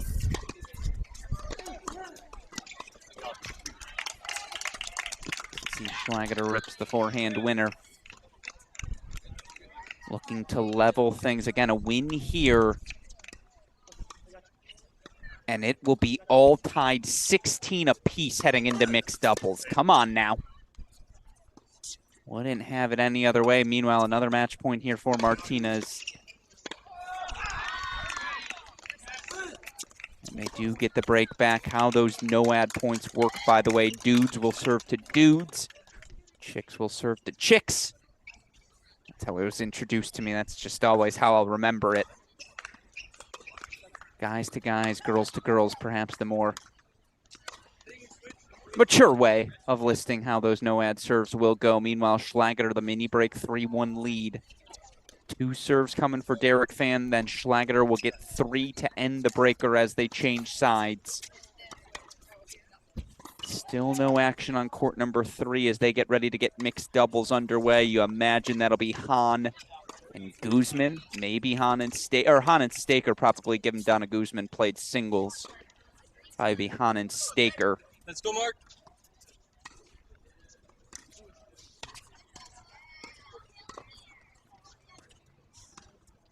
I imagine they'll take on the team of Richie and Moore, or maybe Richie and Ross. This is the former Purdue standout, Caitlin Culkin, serving on that far side.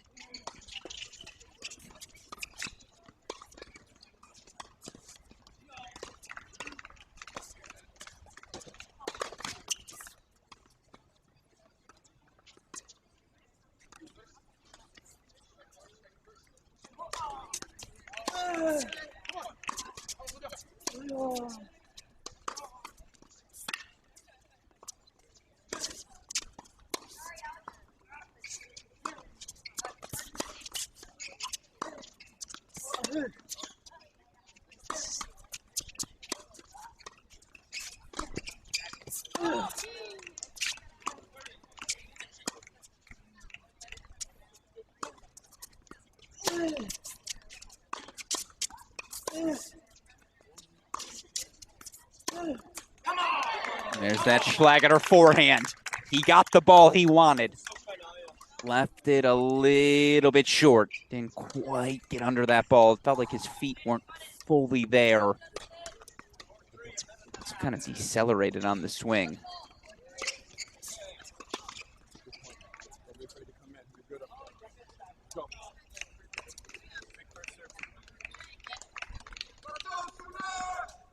Aaron Marchetti is locked in. Again, there's a huge difference. 2-game deficit, 1-game deficit going into mixed. 2-game deficit, excuse me, or a tie. Good math, Alex.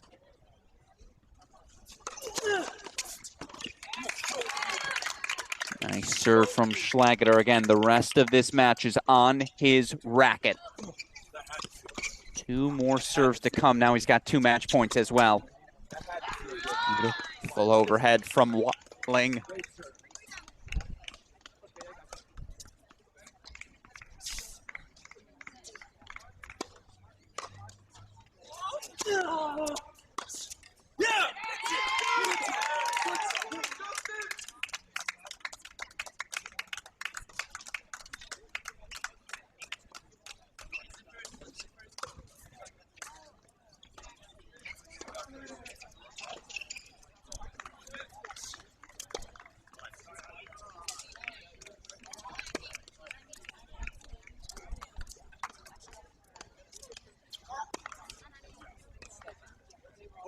Time.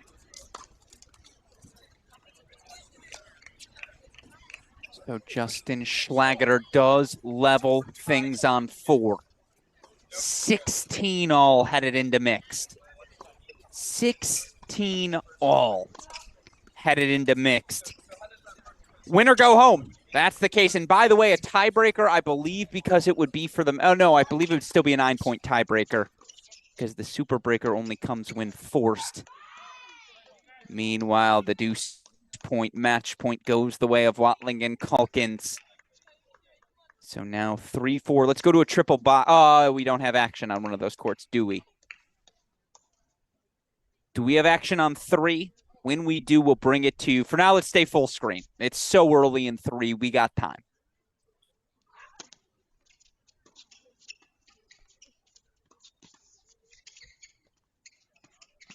Oh, Alex Martinez a little too cute there on the volley.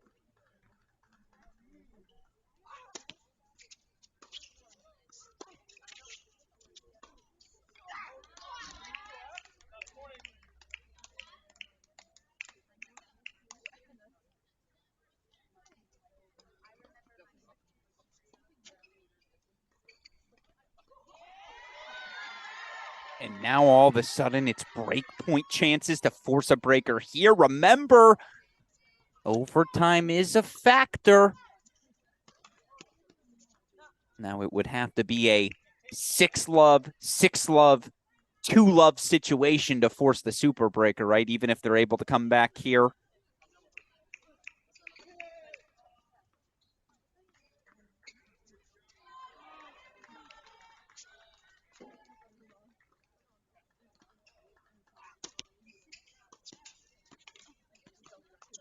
Oh, that's real pretty.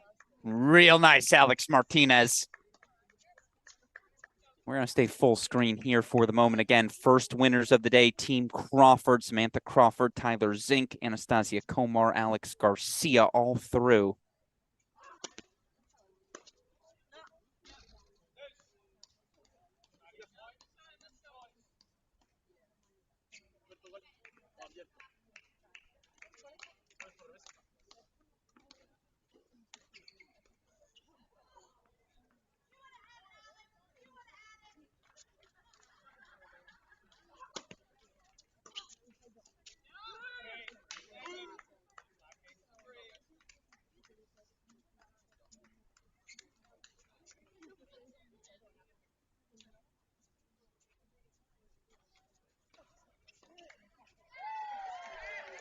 There it is. Garcia Ruiz Martinez do clinch the deal, 25-8.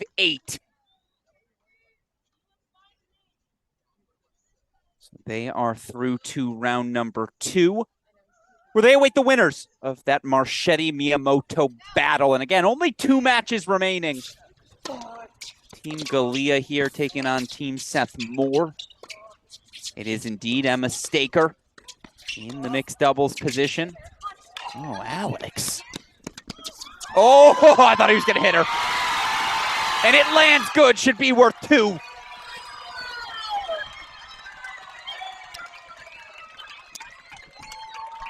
Crowd is on its feet. Seth Moore, who got that knee taped up. Must have happened after the men's doubles. Tweener, winner to force the deuce point. What a shot.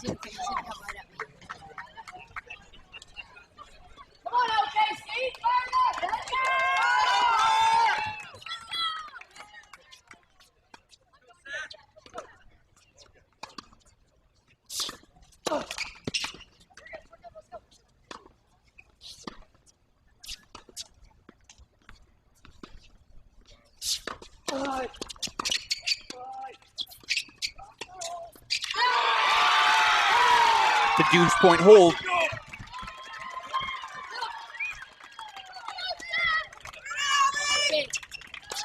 By the way, that math is just wrong. It can't be 21-8 if Galea and Staker have yet to win a game.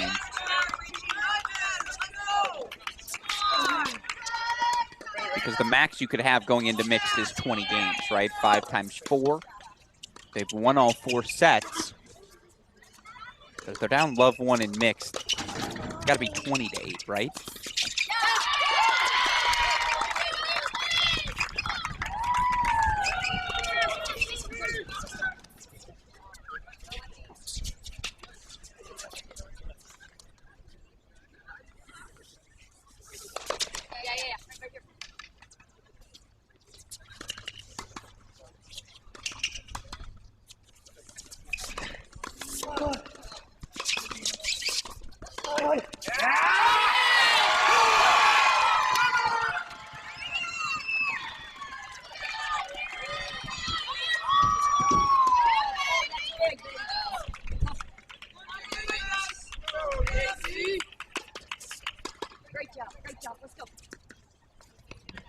Get that math corrected for you here in a second. And 20-8.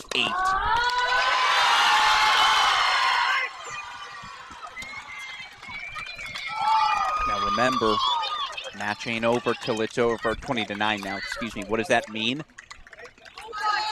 You have to win the last point of the match to win the match.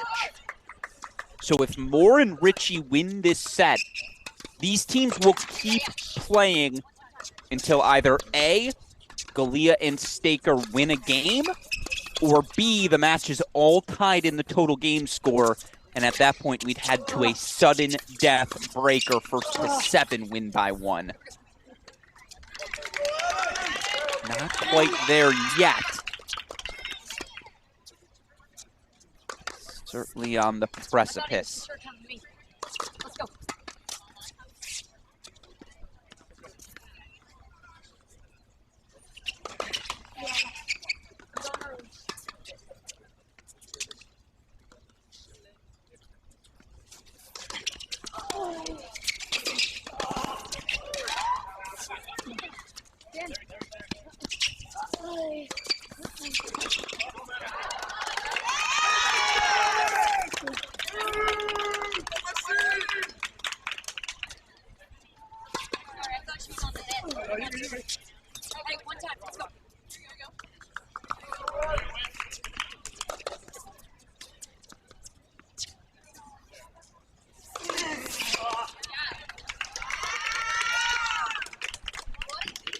Don't have a choice. Don't have a choice.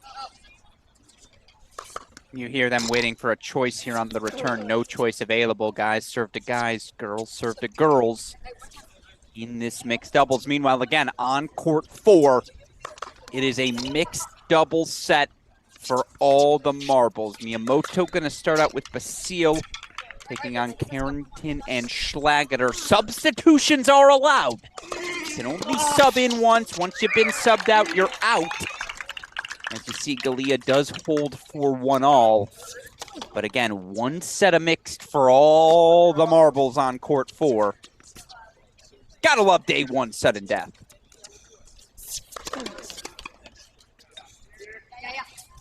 Yeah.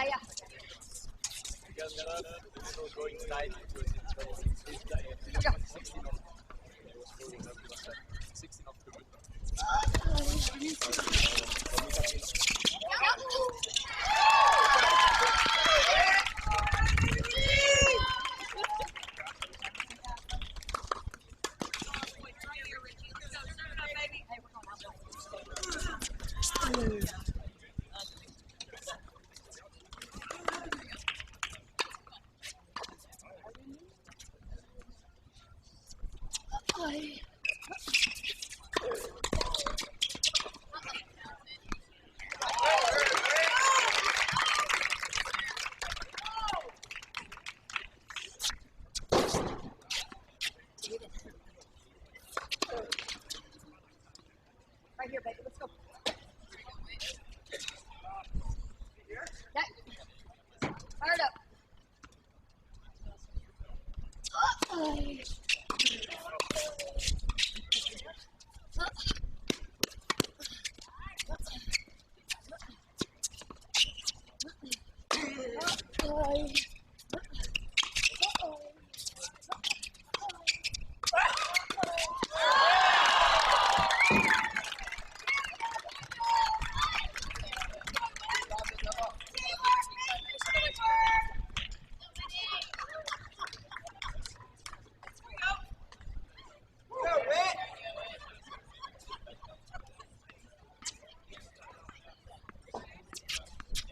Joey, set.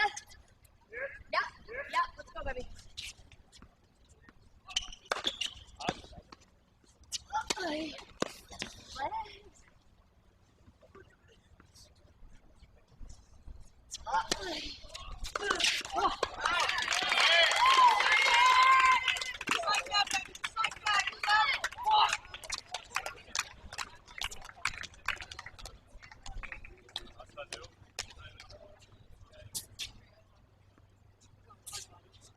Gonna get everything I got. Here we go, baby. Joey. Yeah. Okay.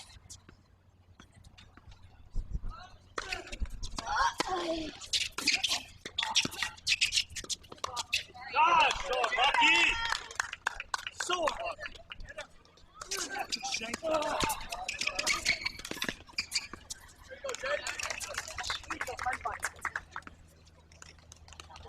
See if my legs have it.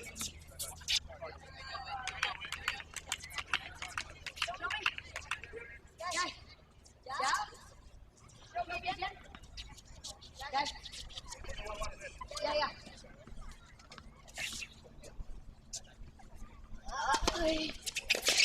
Come on, baby.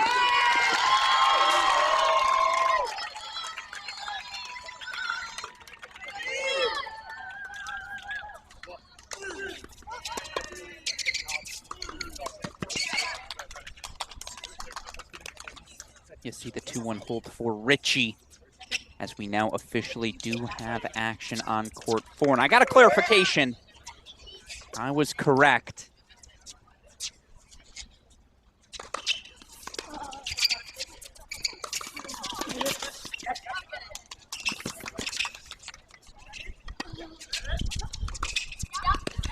It would be a 9-point tiebreaker, not a 13, a 9-point tiebreaker should that mixed double set on 4 go the distance.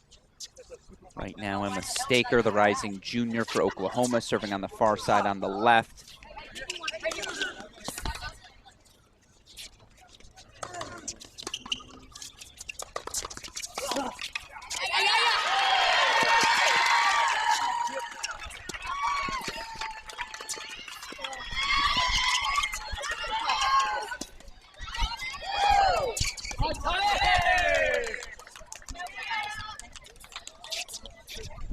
Opening break for Basile and Miyamoto.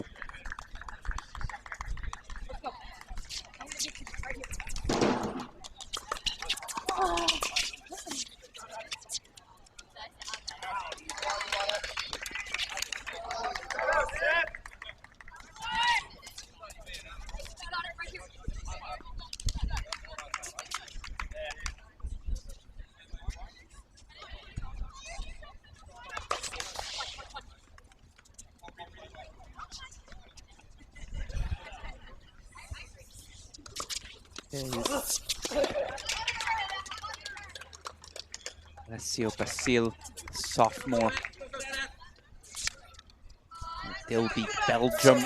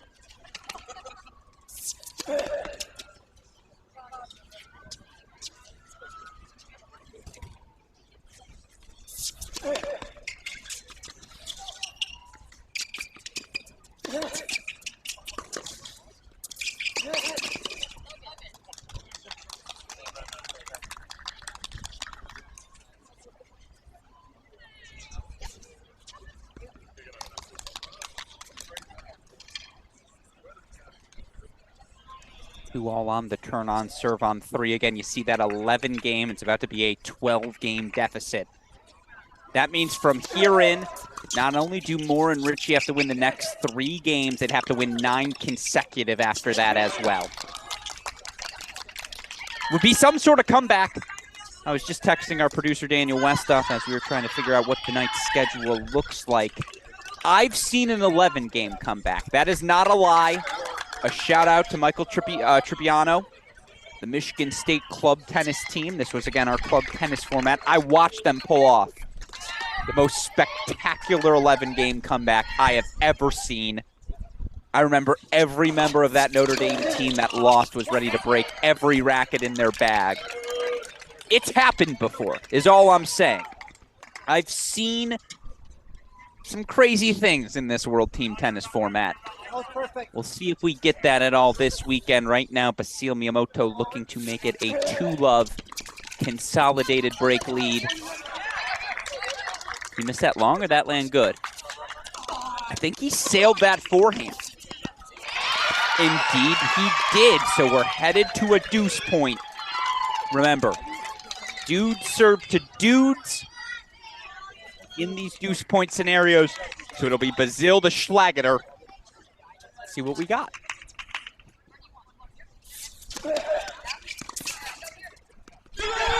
Schlageter beats them line. You love to see it.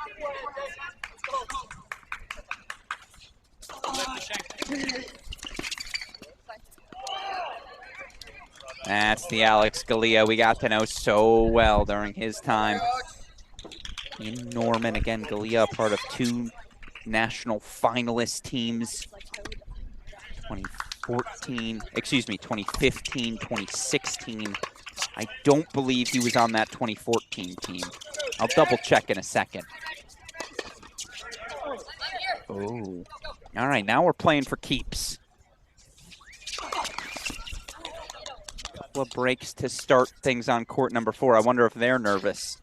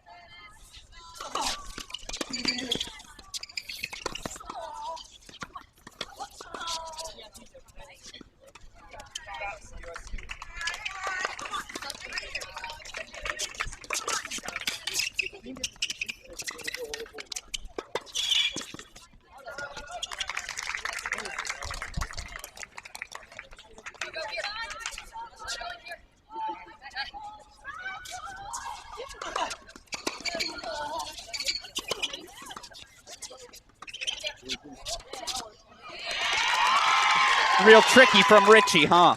And you hear the crowd still has the former Sooner, now teaching pro in this Edmond area's back. They want to see Richie play on. Deuce point coming up. You heard it in the background. Our first We Love Deuce points of the afternoon.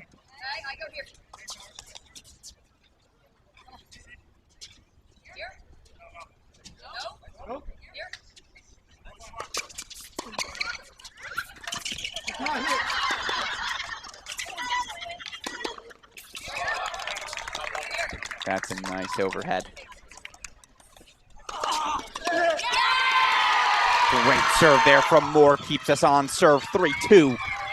Again, still a lot of work to go.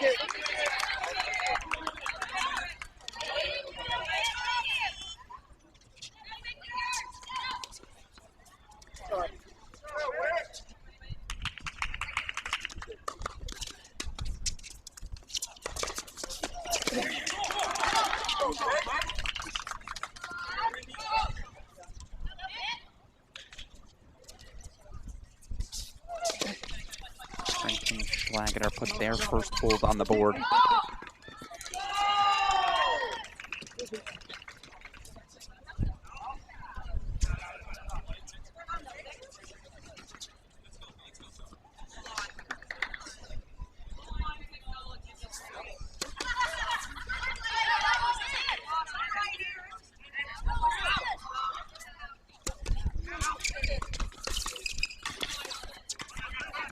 That's a real nice volley from Basile to get things going.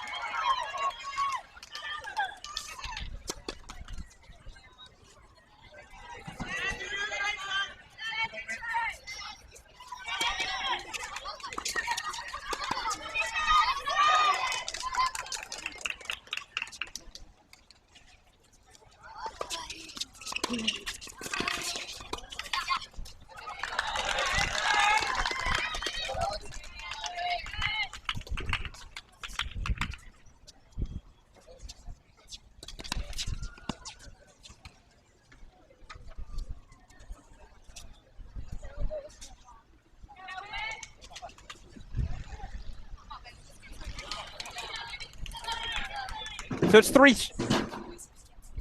straight for Schlageter and Carrington. 3-1 now. They lead, and don't look now, but they've got themselves a 2-game lead in the overall scoreboard. Meanwhile, Ritchie and Moore are making this a battle. If nothing else, for those Edmond natives who came out to attend here today, they're certainly enjoying themselves.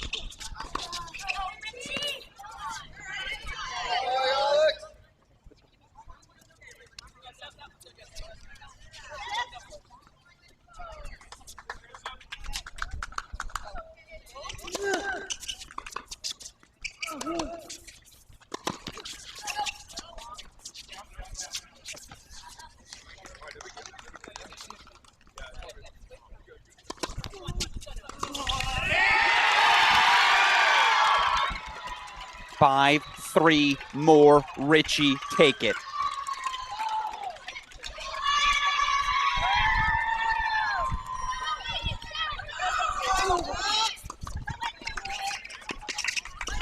No, I believe 5-3. Yeah, scoreboard must be wrong here, given it's 30-40 and Staker's still serving. But keep in mind, this is where overtime comes into play. So now we head to overtime. Remember, you have to win the final point of the match to win the match. What does that mean? It means we play on 23-12. We have two options.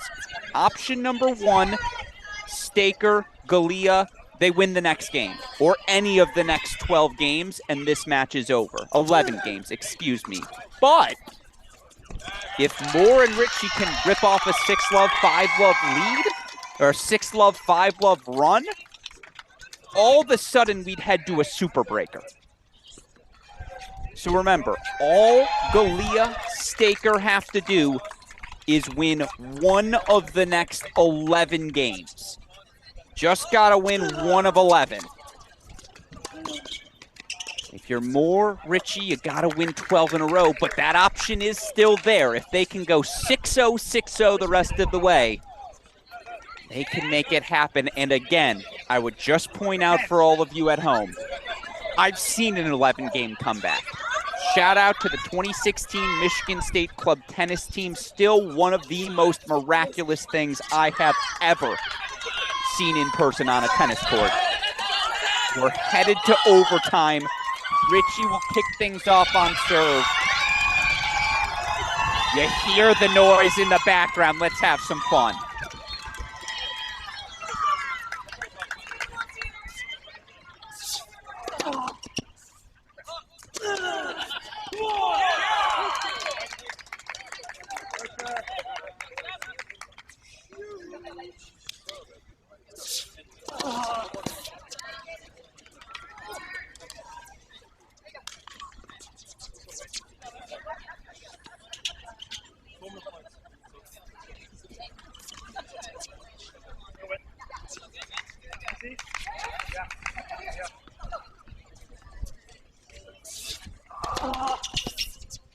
Use your leg.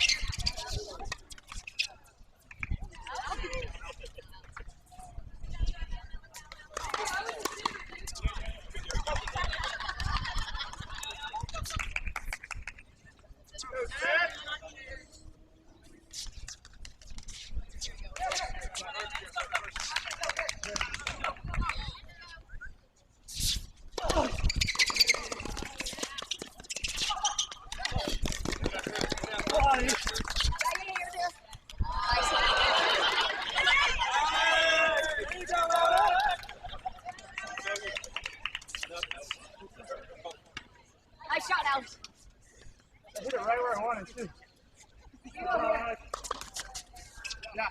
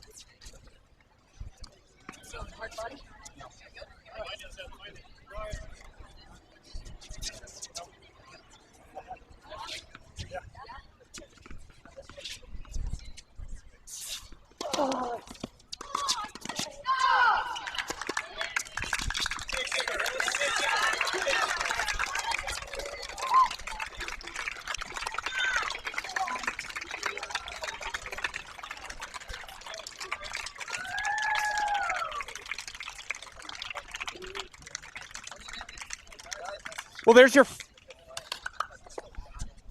first look at overtime. And unfortunately, it was a quick one. Now we're sending hugs all around. Team Moore made it a battle, but in the end, it is the all-Sooner team, Team Alex Galea, 24-12. They advance to the semifinals, and a date with Team Crawford awaits them at 12 o'clock tomorrow. In the meantime, we had full screen. The match is on the racket of Sophia Carrington. The LSU transfer for her final season now at Oklahoma State.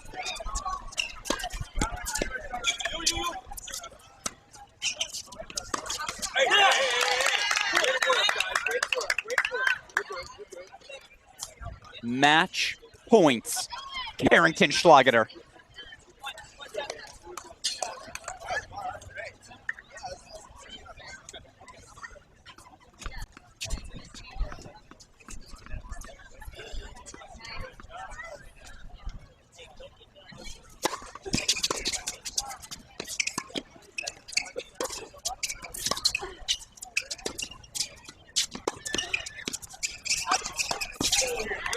It's not over yet. Deuce point, deciding point. Send us to a breaker. Can we get a tie break, please? Let's get a break here. Let's get a hold. Let's get a sudden death 9 breaker. I want to feel all the nerves.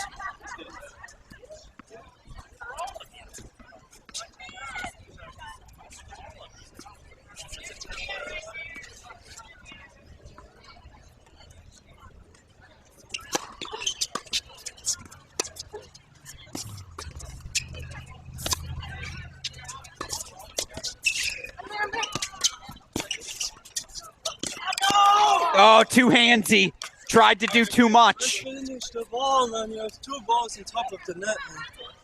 Yeah, Justin Schlageter, you took the commentary out of my mouth. Gotta finish that one when you got 2 volleys on top of the net. But we play on 3-4. Team captain Ayumi Miyamoto will serve to extend the set. Couldn't ask for anything better. This is what it's all about.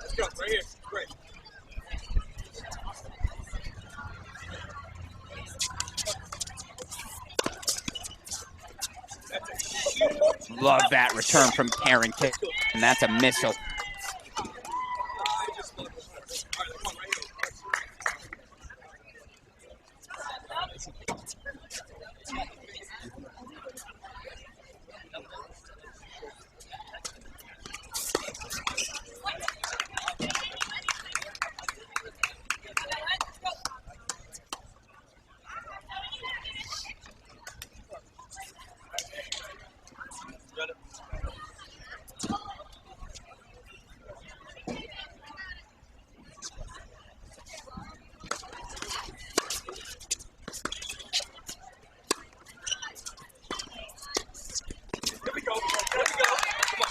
I like the play. Be bold.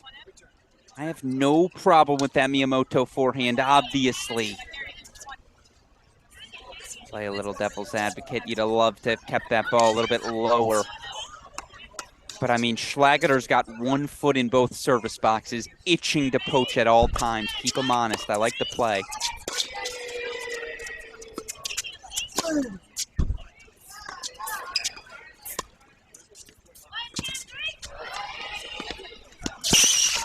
Oh, come on.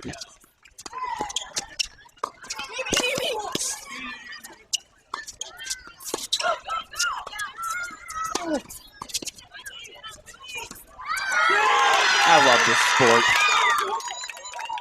I freaking love this sport. That is your point of the day, and it sets up match points. There we go.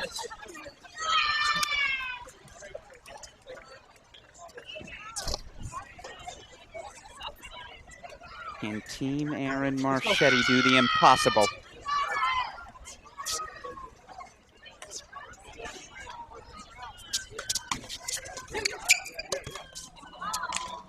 Oh no, Schlageter had another one. A sitter on top of the net. He had the 2 high forehand volleys on the deuce point, missed both of those. That forehand was just asking to be spanked. Unfortunately, it gets spanked into the net. So it's match point number 2, Miyamoto serving.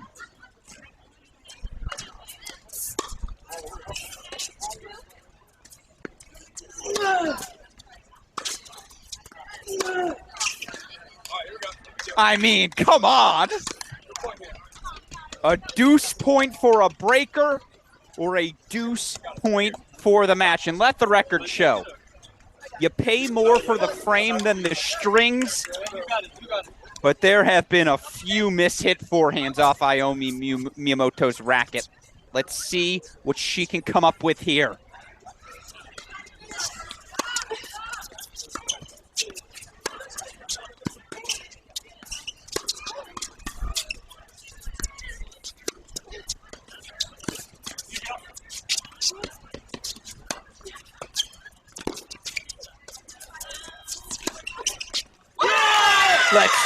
I was going to say, let's play on. No, we do not. That's the match. The dipper from Sophia Carrington. The upset is complete. Team Marchetti moves on. 21-19, about as close as these matches can get. What a freaking day of tennis. And so, what we want to do for all of you fans tuning in, and in case this is where you want to tune out, that's fine. But what I'm going to do for the next 10, 15 minutes, I want to recap all of this action. Now, all of this will be available as a mini break podcast for all of you fans tomorrow. Sorry, adjusting the camera there. How do I look, Westoff? Did that work? I think we're in a good spot camera-wise. Alex Gruskin here.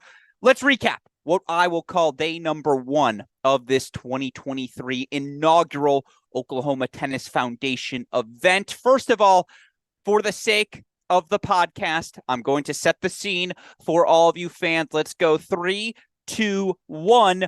Welcome to the mini break, your daily podcast for the biggest storylines, results, and controversies from the tennis world. Today is Friday, September 15th. This is an Oklahoma Tennis Foundation Open edition of the podcast. I want to recap everything we saw on day number one of this event. We'll just go from top to bottom through the draw, recap all 4 of our matches, preview tomorrow's semifinals, backdraw matches as well. Again, what is this Oklahoma Tennis Foundation Open? We've got 8 teams of 4, 2 guys, 2 girls on every team. All of these matches played in the World Team Tennis format. That means 5 total sets, 2 sets of men's and women's, a set of men's and women's doubles, a set of men's and women's singles, and then a mixed doubles deciding set. Of course, because it goes by a total game score, we have the opportunity for overtimes. We have countless opportunities for sudden death tie breaks, given we're playing a 9-point breaker here this weekend, that 4-all point in the tie break, a deciding point. More than anything else, as expected, we knew it was going to be an exciting weekend of tennis. Day one certainly delivered that excitement. Let's run you through all of our matchups, all of our teams, and one more time, all of our results here from day number one on this show. Let's just start at the top of the draw. And before we do, of course, a shout out as always to our dear friends at Tennis Point, tennis-point.com. The promo code is CR15. I would also remind all of you, our coverage continues tomorrow, 12 p.m. Central Time. Now, hypothetically, I'm not going to use the R word, rhymes with train, but there might be a little train in the forecast moving forward. We will do our best to dance our way out of that train. Of course, if that is the case, we will suspend things a little bit longer. We'll be sure to keep all of you updated on social media as well. But before, again, all of that irrelevant. Let's now talk about the tennis here on this show. Let's start at the top of the draw. They were your number 1 seeds. They were my pre-tournament favorites to capture this event. Oh my goodness, did Team Samantha Crawford look the part? And I have to say this personally, you're looking at a longtime Sam Crawford fan. She's my age. I'm October 95. She's February 95. Why is that relevant? Because every Colette Lewis piece I read growing up seemed to feature Sam Crawford winning another ITF junior event, or Sam Crawford winning the 2012 Junior U.S. Open girls singles title. Sam Crawford's a stud. Former top 100 player in the world in singles, top 300 in doubles. Unfortunately, injuries robbed her of the prime of her career. And now we see Crawford in the college tennis ranks. She's one of the assistant coaches now for the Oklahoma State women. The coolest part, though, she's here competing this weekend. Again, this Oklahoma Tennis Foundation Open, a nexus of all the sorts of things we love here at Cracked Racquets. You've got the former college tennis greats. You've got the current college tennis athletes. You've got some future college tennis players as well.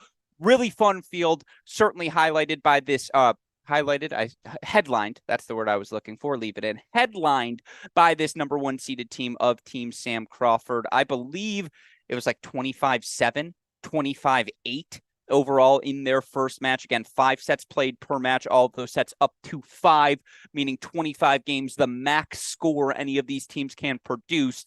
They produced a clean-cut 25. They win all 5 of their sets, taking on the all-Tulsa team of Maria Berlanga, Sasha Naherska, Gus Tatambo, Tiago Pernas.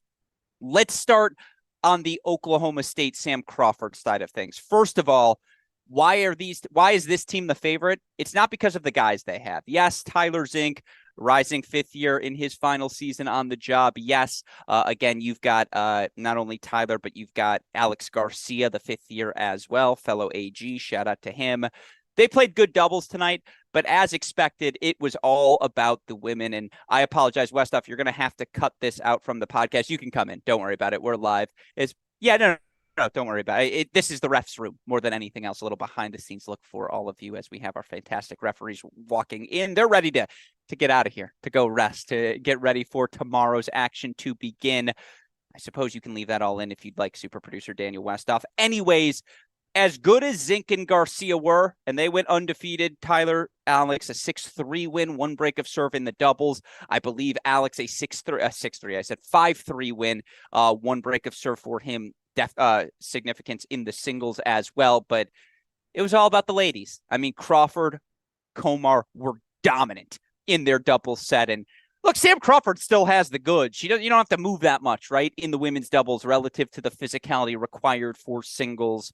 I mean, every, rip ball by Anastasia Komar that was popped up, Crawford was there to put away. She did her job. Keep the ball low, keep it in the middle, force them to pop things up, led the redshirt sophomore at Anastasia Komar, who was unequivocally one of the 50 best players in women's college tennis last season. Let her clean up everything. The sophomore did precisely that.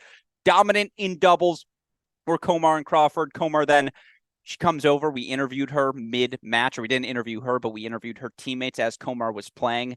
Komar eventually comes over for a water break. She looks at her teammates. She goes, "Hey, do any of you know what the score in this match is right now?" That's how dialed in Komar was. That's how dominant she was as well. I believe she dropped just one game on her way to a 5-1 victory. And look, Crawford's the coach. She's been abundantly clear. I'm sitting on the bench whenever possible. Let's let the big dog, Anastasia Komar, take care of business. And I don't think her and Tyler Zink are losing a mixed double set all weekend long. And should they find themselves down a game or two heading into mixed doubles, we used to call it going nuclear when we'd play Max Rothman and our real anchor, former Michigan varsity tennis player, former top 35 junior in the world, Laura Ucros-Tejes. When we played them in our Michigan Club tennis format, which is the same as the format here this weekend, that's why I bring up this example. When we were calling out Rothman and Laura, it meant we were going nuclear. It meant we're winning this match at all costs. We did it 3 times. We did it regional final, national semifinal, national finals. They came in, by the way, in that national final down 2 games overall, 6-1 victory to deliver us a national championship. All of that is to say, Team Crawford now has the nuclear option. They have that Zink Komar duo that is just going to be so difficult to beat. And look, more broadly, a lot of Sooners, a lot of Cowgirls, Cowboys here in action. I'm bullish on all these Oklahoma teams, on all the talent we saw across the board. It is a deep group, but a very experienced group as well. And again, Komar was playing different tennis, all due respect, than the tennis we saw from the Tulsa pairing of Sasha Naherska, Maria Berlanga. Team Crawford, dominant. It was a good win for Garcia, by the way, taking on the big boy, Diego Pernas. It was interesting to watch Pernas play. First of all, it went sleeveless, not something you see every day on a tennis court. Guy is jacked. He has real weapons. I thought it was the physicality of Garcia, that ultimately allowed him to advance. But after day one, my thoughts remain the same as coming into the tournament. Team Crawford is the team to beat. Again, when Sam, Komar are on the court, almost unbeatable. When it's Komar, Zink, and mixed doubles, that's the nuclear option. Someone call Oppenheimer. This team is fully weaponized and ready to roll Team Crawford through to the semifinals comfortably. Let the record show. You guys couldn't hear it. Again, I'm in the referee room. That got a laugh from the people in the room. So leave the Oppenheimer line in, Westhoff. It's all about getting the laughs. Match number 2 was a really fun one. Again, Team Crawford advancing to the semifinals, where they will now face an all-Oklahoma squad. I call them Team AG, Team Alex Galea. Galea, of course, the former Oklahoma standout, was a part of national finalist teams in 2015, 2016. Was the man who clinched the first loss for Ohio State in Columbus in like 15 years. So we all know the Galea match, right? That's one of those staples in college tennis history for a nerd like me. It's great to see him back in action. Obviously, his teammates going to carry him all weekend long. You've got Emma Staker, Donna Guzman, and then Nathan Hahn, the rising senior for Oklahoma. I hope we get Komar versus Guzman. I mean, those were the 2 most impressive players in singles, men's or women's side. And look, Donna Guzman, when she's healthy, she's been dominant every college tennis season that she's played. Obviously, that sophomore season, she was coming off of a torn ACL, was never really fully fit, but we saw last year she was the one staple of consistency in what was oftentimes an up and down year in that Oklahoma Sooners singles lineup. There were no doubts today. Just Donna Guzman was dominant in her singles victory. And, again, this team, Team Guzman was taking on Team Seth Moore. The reason that's relevant for all of you, there are a bunch of former collegiate athletes on Team Seth Moore. Moore, of course, pulling off the shot of the day, a tweener winner down the line, or maybe even inside out. It was remarkable. But Seth Moore partnered with Whitney Ritchie. Ritchie, I believe, graduating 2015, also a former Oklahoma Sooner. Her, Seth, both teaching pros in the area. Why is that relevant? They have the best crowd by far. I mean, the noise level supporting Team Moore. It was so exciting. It's what makes this Oklahoma Tennis Foundation event so special. Again, it's a team format. You've got college athletes, former athletes, all these different people in the mix. That said, with all due respect to Team Moore, Seth Moore, Whitney Ritchie, Jackson Ross, now at UTSA, Kelly Williford, who won a doubles title on the pro circuit last year, they were just outmatched in every set that they played. And ultimately, they did get a set on the board. They win the mixed doubles set. They force our first overtime session of the event. We can get into the overtime rules a little bit later in our further recaps as overtimes become more relevant. But look, Sooners played some ball. I mean, again, Guzman looked like a top 25 college tennis player looks, was dominant. I think she dropped one game in her match, as she should have, by the way. I believe she played Kelly Williford. Again, in the doubles, her and Staker went up 3-love. They then lose 4 consecutive games. They had the crowd completely against them. They did steady the ship. Staker, Guzman ultimately able to take a 5-4 victory. And then, look, on the men's side, it was all Nate Hahn. I believe he 5-loved Jackson Ross, the soon-to-be UTSA player. And look, the rising senior clinched 6 matches for the Sooners last year. He was never really tested here today. He was dominant in singles. You have that sort of result. You win the first 4 sets of the match. It's just really hard to lose going into mixed. And so, again, while things tightened up at the end, it feels like when Team Galea is truly pushed, I doubt we're going to see that duo of Galea-Staker in mixed doubles. I bet that's when we'll see Nathan Hahn step in. And, again, tonight the match was in hand. They want to get loose. They want to get everyone repetitions. Everyone on this team played twice. That strategy might change for Team Galea moving forward. I know how freaking competitive Alex Galea is. He will be the first person to suggest benching himself prior to, or should a match call for that. But look, Team Moore's the fans' favorites. I mean, again, Whitney Ritchie, now a teaching pro in the area. The creativity, she's old school, stand in the alley, slice out wide, serve and volley, half volleys. It's fun to watch. Team Moore is a very good team. It's going to be fun to watch them play that all-Tulsa squad, Team Berlanga, tomorrow. But, more importantly, main draw now. Team Crawford going to face Team Galea. We'll just go through the matchups very, very quickly here because our super producer, Daniel Westoff, he's got a hard out tonight. He's got other things to do. Shout out to the Big Brother podcast. I believe it's called the Bitter Juror, right? The Bitter Jury, the Bitter Juror. I forget what it's called. If you're a Big Brother fan and a Mini Break podcast fan, Bitter Jury, that is what it's called. Go check that out. You get to hear Daniel Westoff's voice. If that's not enough to compel you to go check out the show, I don't know what would be. But quickly, let's run through the matchups. Komar Crawford versus Staker Guzman, advantage Crawford. Komar versus Guzman, advantage Guzman. Zink versus Hahn, advantage Zink. Zink Garcia, Galea Hahn, advantage Zink Garcia. I mean, mixed doubles is going to be fun. Hahn and whomever versus Komar and Zink. Honestly, advantage Zink, Komar. They get the advantage in 4 of those 5 slots. We'll take Team Crawford, the top seeds. I hyped them up like crazy yesterday. I'm going to stick with that pick. I see Team Crawford getting to the final tomorrow. That's your top half of the draw. Again, Crawford versus Galea, semifinal number 1. Semifinal number 2 is going to be very fun. And our only upset of the day by seed came in the bottom half of the draw. Shout out, and I hope I'm getting his last name right. Shout out to Aaron Marchetti. He's the sort of guy an event like this always needs. Marchetti, an All-American at Virginia Tech back in 1999, a teaching pro in this area who's actually headed to be the next assistant at Virginia Tech. Not only did he play and get the crowd engaged, and not only did he and Justin Schlageter, the Oklahoma veteran, not only did they win the men's doubles set over Derek Pham, Alessio Basile, the freshman-sophomore combination from Oklahoma State, Not only did they win the men's double set, this team pulled off the upset and won the freaking match. And you got to give all the credit in the world to Justin Schlageter.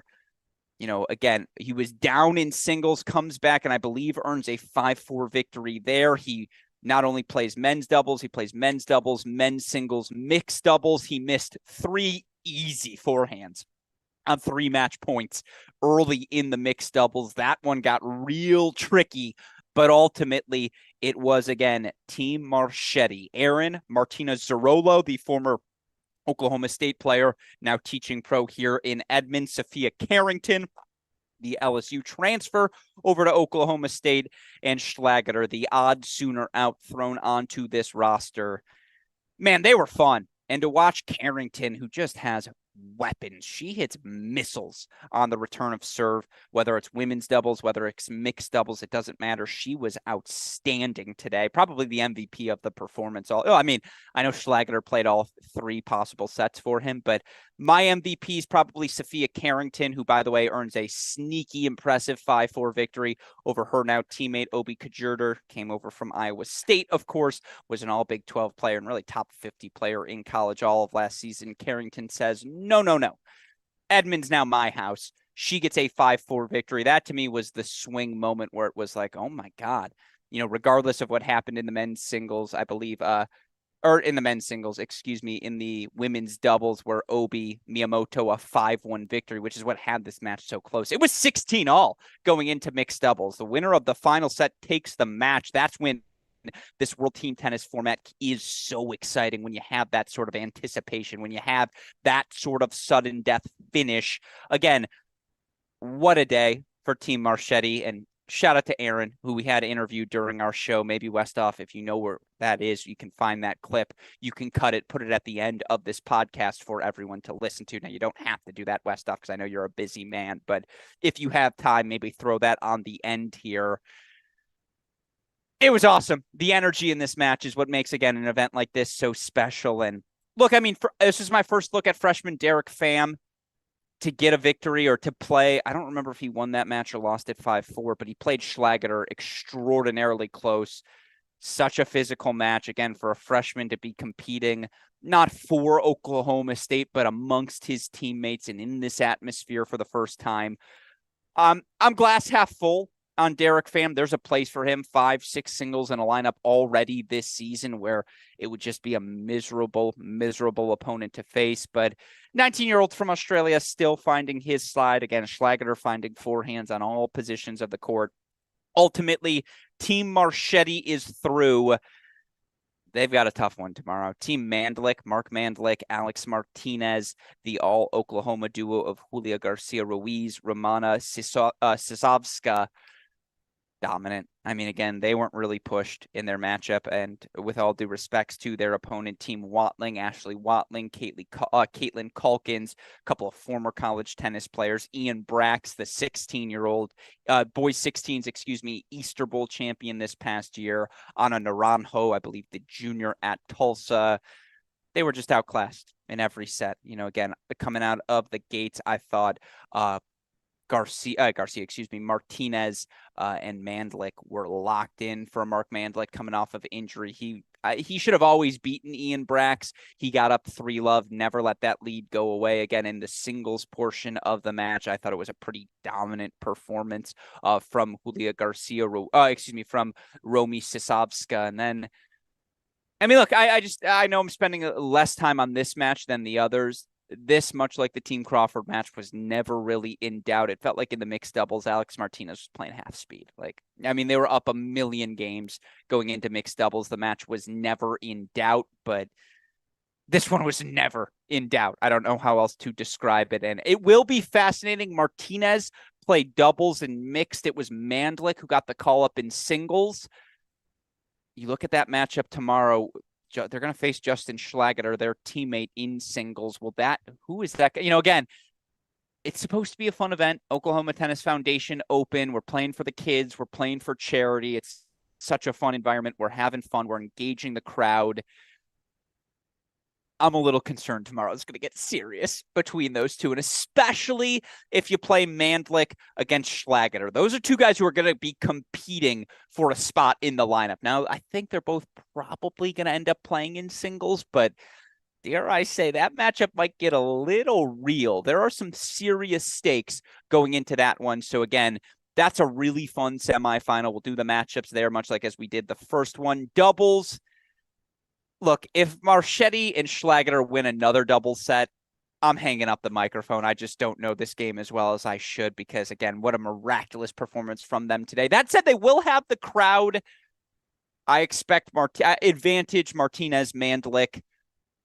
Man, I mean, on the women's side of things, that's just fun battle. Zarolo, Carrington versus Garcia Ruiz, Sisovska. I don't think the Oklahoma duo looked particularly exceptional in their doubles earlier today, but I mean, that's a fun matchup. Certainly if it's Carrington taking on Julia Garcia Ruiz, talk about a fun contrast of styles. I don't know Sisovska's game quite well enough to assess that, but I would call women's singles a toss-up. Women's doubles advantage Carrington, Zarolo, just because they have them on the court. Singles-wise, advantage Martinez over Schlageter. Probably advantage Mandlik over Schlageter. Slightest of edges if they play Martinez over Schlageter. Man, mixed doubles is going to be a war. That semifinal just has war written all over it. You know what? No, I'm going with Team Mandlik. I think it's going to be Team Mandlik versus Team Crawford in the final. Those were the two best teams, certainly the two that looked most dominant today. But more than anything else, after listening to this podcast, you better feel compelled to tune in tomorrow. Again, that perfect nexus. Current, former, future college tennis stars all in action. It's Oklahoma tennis royalty, and we get to cover it all. Our coverage beginning tomorrow with our semifinal matches, 12 p.m. Central Time. We'll have our championship match at 7 p.m. as well. I got to give a massive shout out to the entire OTF team. Bill, Bruce, I mean, if I start listing names, I'm going to forget someone and I'm going to be angry at myself. So I'm just going to leave it at everyone. A shout out to everyone here. This is as cool an event, not the coolest because I don't want to, leave anyone short, but as cool of an event as we have ever worked at Cracked Rackets. And I do not say that lightly. So again, if this has all sounded intriguing to you, be sure to tune in on our Cracked Rackets YouTube channel. We'll have coverage of the semifinals, finals tomorrow for all of you tennis fans. A shout out as always to our super producer, Daniel Westoff, on the ones and twos here on this broadcast and on our podcast. He makes all of the content you see and hear possible at Cracked Rackets. Of course, a shout out as well to our friends at Tennis Point, tennis-point.com. The promo code is CR15. With all of that said, for our fantastic super producer, Daniel Westoff, for the entire Oklahoma Tennis Foundation team, for our friends at Tennis Point, and from all of us here at both Cracked Rackets and the Tennis Channel Podcast Network, I'm your host, Alex Gruskin. For those of you who were wondering, that's what it looks like when I record this podcast. But as always, you know what we say. That's the break, and we'll see you all tomorrow. Thanks, everyone.